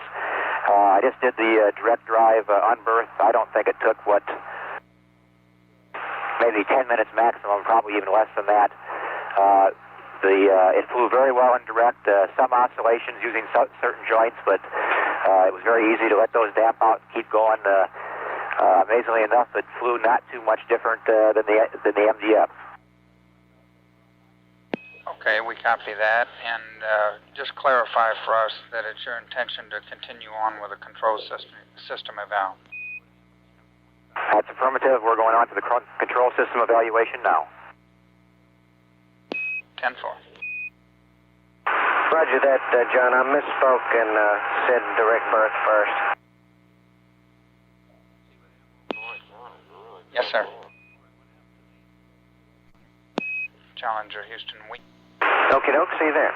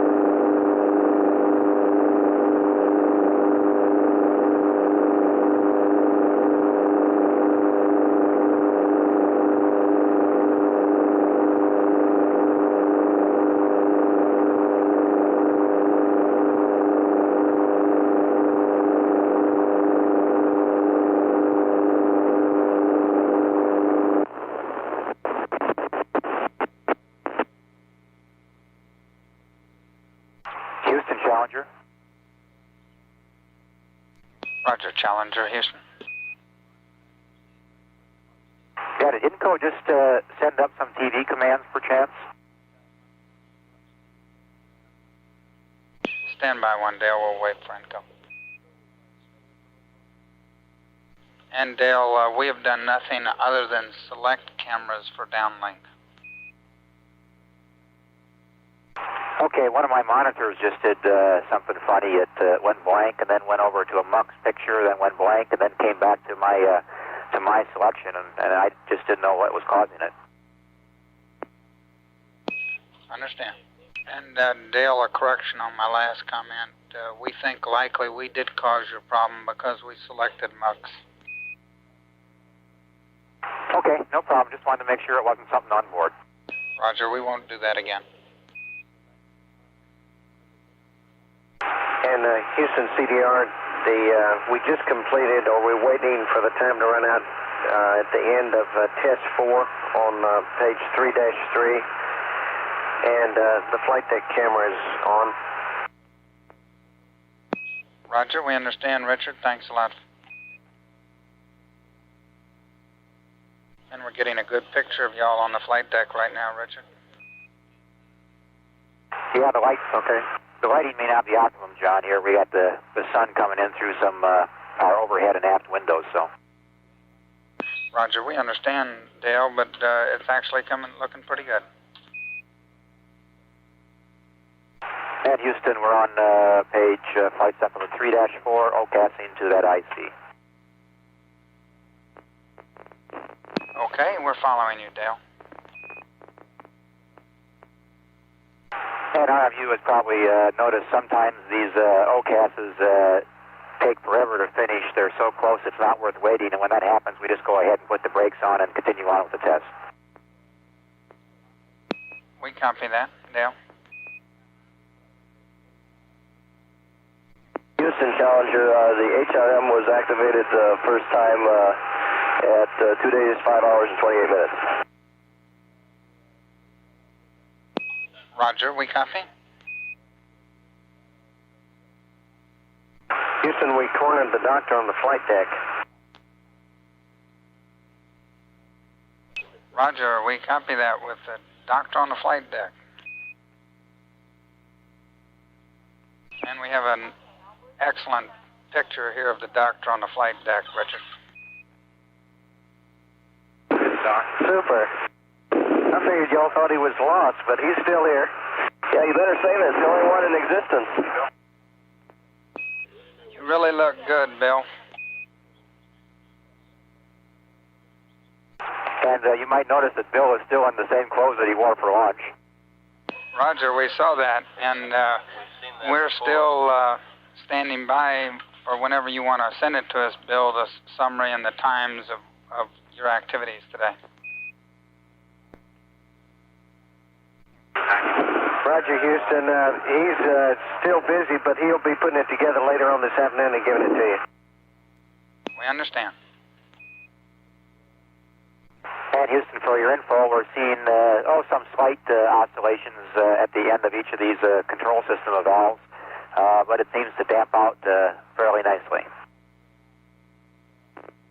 We copy, Dale.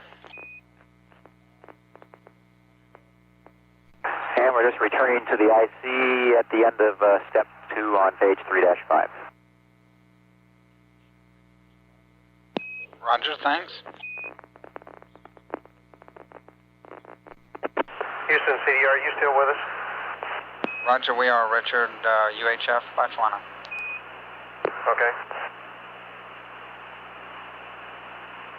Well, if that's where you're talking from, John, I probably just took a picture of your transmitter. Roger that, Dan. Challenger, Houston, we're going to lose you here in 20 seconds. We'll see you at iOS in about another minute and a half. Roger. Challenger, Houston's with you at iOS for 7 minutes. Okay, John, we're all clear, and we're just starting test number 4 on 3-5. Okay, and we're following you.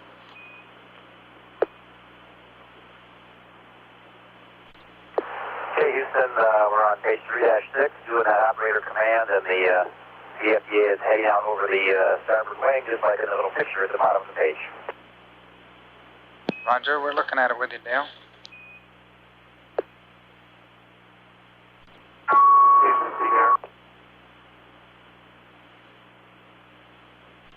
Challenger, Houston, did you call? Roger, we just looked in the text mailbox, and we got we have 3 sheets of paper in there. One is marked 1 of 4, which is a standard test pattern. One is marked 2 of 4, which is a summary cap page, looks like. Okay, then we got a blank sheet of paper and no 4th sheet of paper. Over. The quality on the first 2 is excellent. But okay, thank you for the report. We'll retransmit those again at a later time. We're going LOS here in 15 seconds. See you at Guam at 6+09. Roger, Houston, and if you crank up any more television today, we'll show you the picture of these tags messages, and you can see the quality. It's excellent. Roger that, Richard. Mission Control, Houston. Loss of signal at Indian Ocean Station on the tail end of Orbit 36. And we're 15 minutes away from reacquisition at Guam. The Teeter's satellite system apparently worked throughout most of that pass from LOS at Buckhorn and all the way over to where the spacecraft goes over the hill from the line of sight from Teeter's. Had good solid television on the KU band and good S-band communications and data. We'll return at Guam acquisition and at day 2, 5 hours 55 minutes. This is Mission Control, Houston.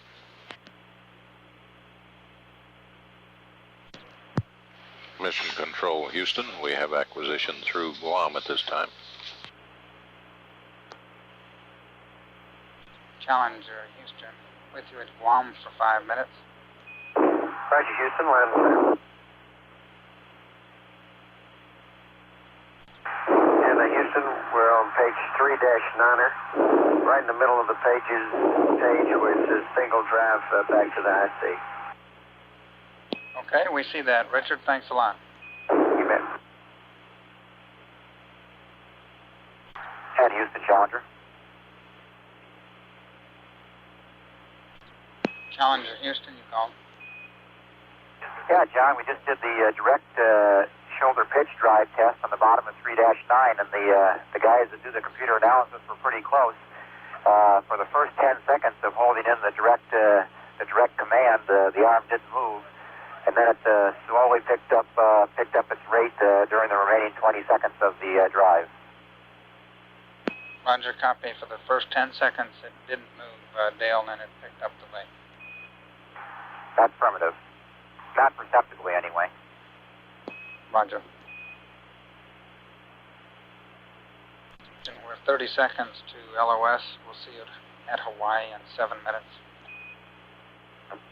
Roger, John. We'll see you in Hawaii, and Dale's on 3-10. Okay, and thanks for the update.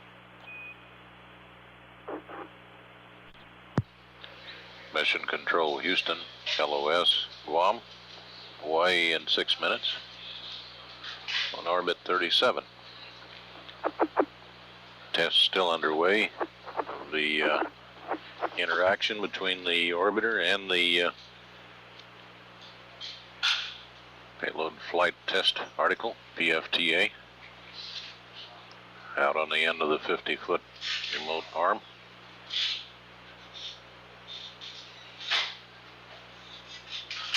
At 2 days, 6 hours, 13 minutes. 15 minutes. This is Mission Control, Houston.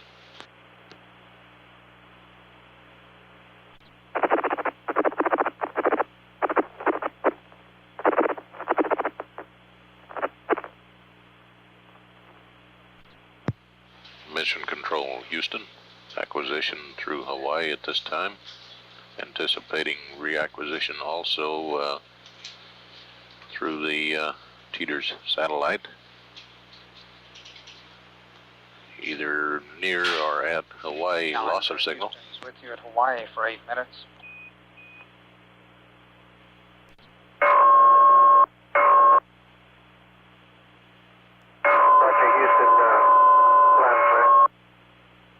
Okay, Richard, I'm barely reading you. There's a loud squeal in the background. John, how do you copy MS1? Reading you loud and clear, Dale. Okay. Okay, John, first an update. We're on FS10-2, OCASing to the above berth position. Also, to continue our camera woes here, it appears we've lost partial zoom on camera Charlie. We can zoom it all the way in, but when we zoom out, it stops at about halfway, it appears to us. And we tried it several times, and it won't zoom out past that point. Roger, we copy that, Dale. And Dale, we recommend you check that your payload ID is number 2. Okay, actually, it doesn't matter here. I'm going back in and direct, so I wasn't worried about it, John. Roger, I copy. Well, we'll be happy to switch it for you. Good catch, John. Thank you. Richard, if you were trying to transmit again, we had a loud squeal in the background again as you transmitted. Challenger, Houston, we're going to be going LOS here at Hawaii in 45 seconds. I'd like you to take the encryption select switch on A1L to T-slant R, and we're going to be trying to pick up Teeters. If we lose you on this pass, we'll see you at Santiago at 6+50. Roger, John. This is Mission Control, Houston. Loss of signal through Hawaii on orbit 37. The activities with the payload flight test article and the RMS system are continuing with the direct drive berthing. We're starting to get Teeters S-band at this time, so we should have OS shortly.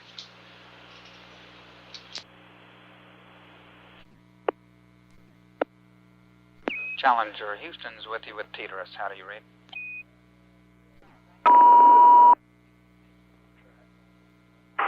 Okay, we have you, John. And we're in the direct... I'm sorry I cut you out. We're in the direct berthing. We're about 2 feet above the guides, coming down. Slowly. Okay, we copy and we read you loud and clear.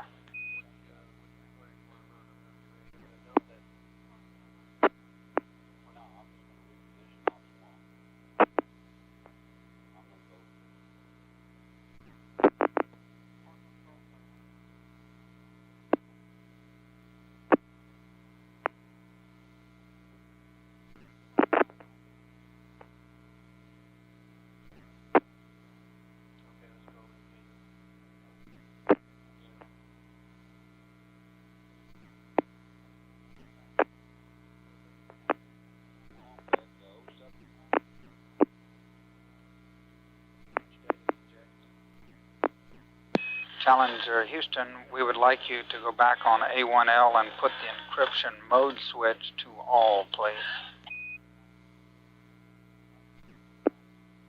Challenger, Houston, did you copy?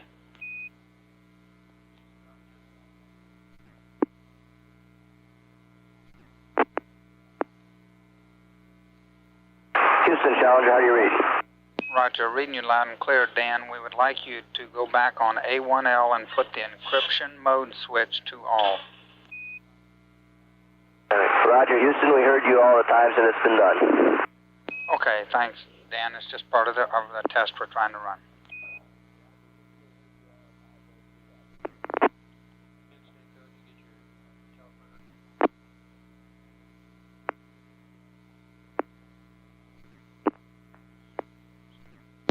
Challenger, Houston, we currently like the data on stars 13 and 26. You can go ahead and torque them. If you do that, that will suffice for your evening IMU alignment. We won't have to do one later. Houston, how do you read the CDR? Roger, loud and clear, Richard.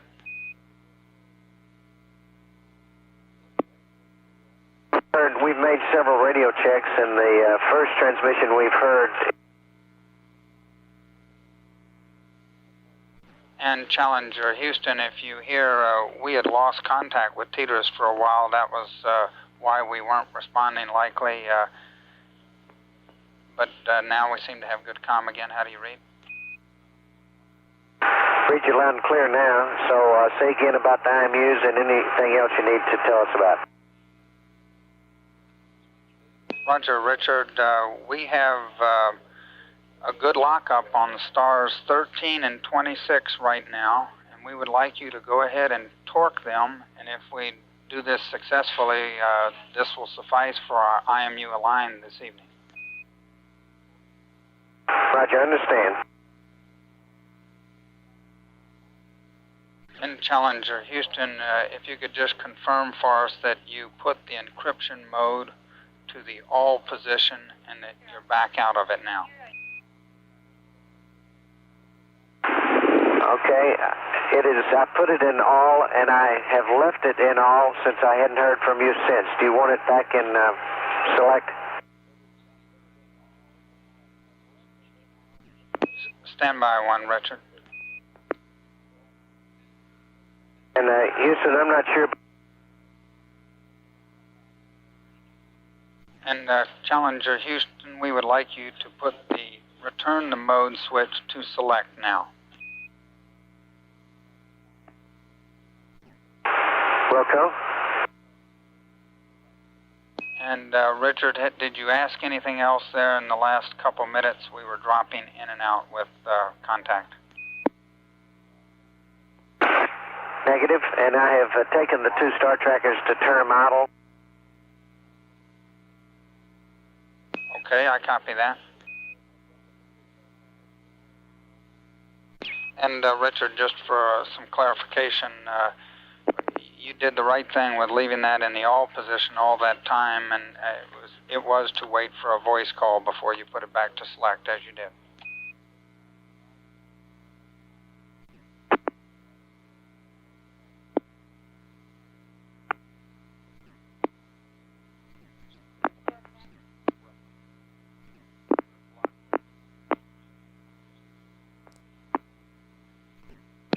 Challenger, Houston, we would like you to go to the track mode. Roger.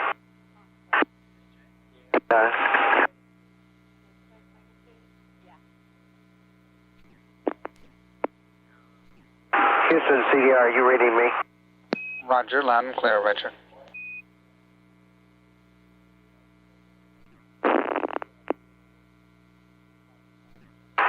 Houston, CDR, do you need me to read you the torquing angles on the IMUs? Negative, we got that, Richard, thank you. Or lose 4, depending on the situation. Do you want me to go ahead and just try to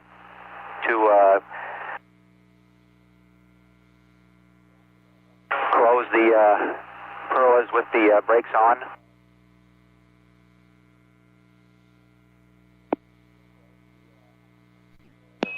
Challenger, Houston, stand by. Challenger, Houston, how do you read us now? Reading you loud and clear. Dale, we lost you for a minute. You can go ahead and latch with the brakes on. Roger, understand we're cleared to latch with the brakes on and with 4 ready to latches. Roger, good readback, Richard.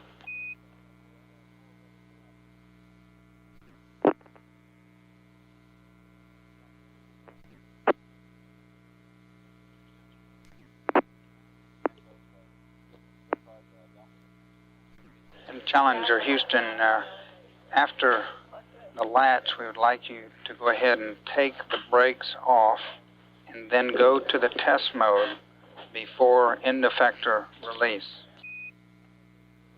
Roger, John, understand. Brakes off and then test mode before end effector release, and we've got latches 1, 2, 3, and 4 latched. Roger, we copy Richard, and after the end effector release, then go on back to the normal procedures on 10-4. Roger, stand by. Houston, CDR, do you need me to read you the torquing angles on the IMUs? Negative, we got that, Richard, thank you. Or lose 4, depending on the situation. Do you want me to go ahead and just try to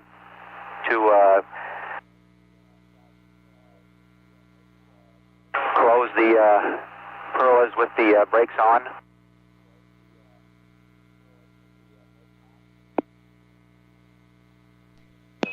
Challenger, Houston, stand by.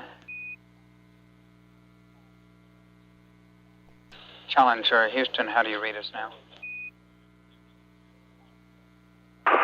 Reading you loud and clear. Dale, we lost you for a minute. You can go ahead and latch with the brakes on. Roger, understand we're cleared to latch with the brakes on and with 4 ready to latches. Roger, good readback, Richard.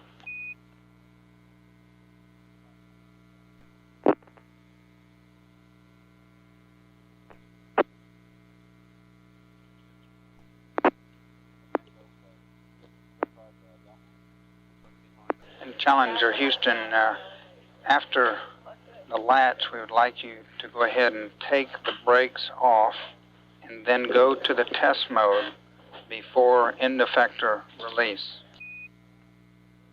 Roger, John, understand. Brakes off and then test mode before end effector release, and we've got latches 1, 2, 3, and 4 latched. Roger, we copy Richard, and after the end effector release, then go on back to the normal procedures on 10-4. Roger, stand by. Challenger, Houston, we're going LOS here for 1 minute. We'll see you at Indian Ocean. Roger. Challenger, Houston, with you at Indian Ocean for 7 minutes, and we'd like you to get the encryption select switch back to bypass, please. Okay, back to bypass. And Houston, CDR, how do you read us? Roger, we're reading you loud and clear now, Richard. Roger, John, during that last pass, I'm not sure. We heard you make your LOS call, and for about the 5 minutes prior to that, I had called several times and did not get a response and thought we were LOS. Understand, there could have been some problems, Richard, with the handover from Tetris to the Botswana Stadium. Roger, no problem. I just wanted you to be aware of it. And the PFTA is latched. We're doing the nominal berth. We understand. We're doing the RMS power down, which is a nominal berth. Roger, we understand, Richard.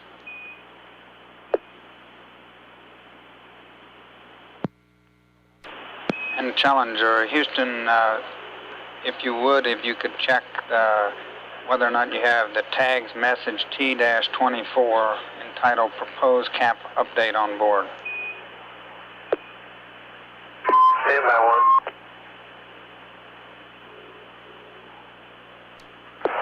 1. Houston, CDR, we did get messages Tango 24, 2 pages, proposed flight days 5 and 6. Is that what you were referring to?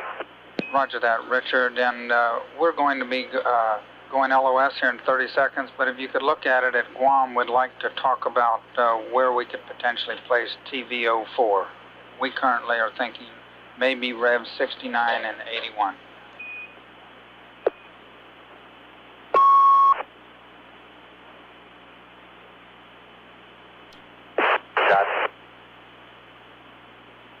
Roger, and we'll see you at Guam. Ed. We concur. Looks good.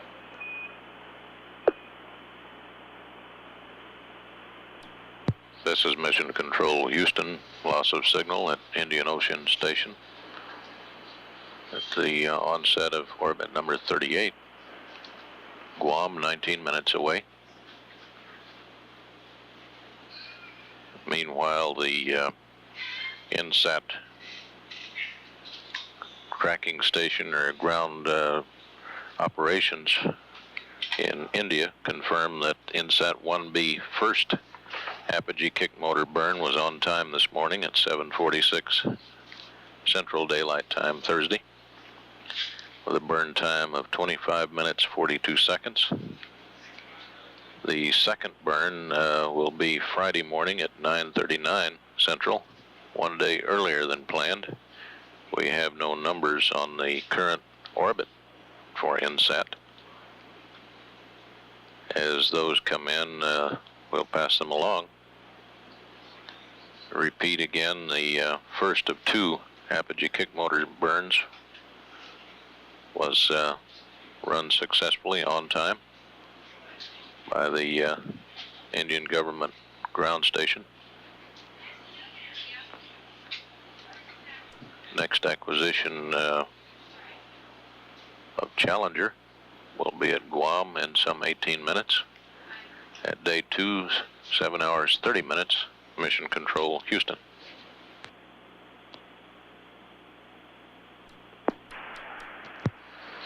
Mission Control Houston, we have acquisition through Guam, orbit 38.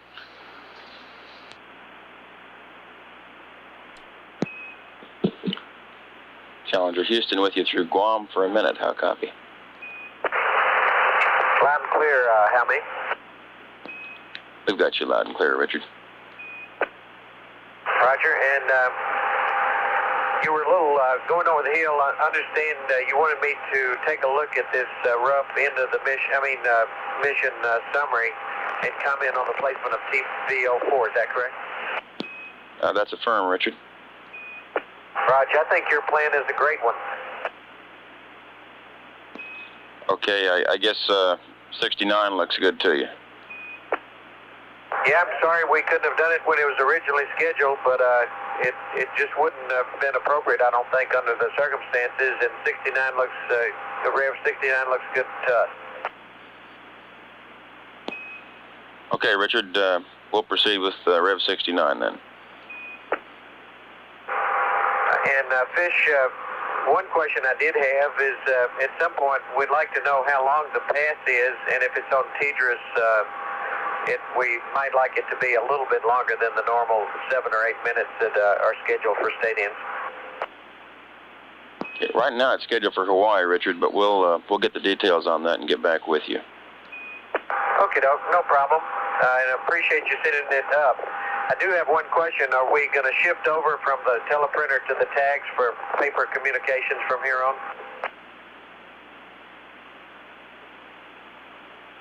Roger, Richard. If Tidris KU stays up, we'll plan to do that shortly.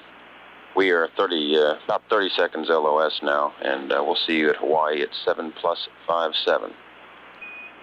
Okay, we'll see you there. Mission Control Houston. Loss of signal at Guam. Next station, Hawaii in 8 minutes. At 2 days, 7 hours, 49 minutes, Mission Control Houston.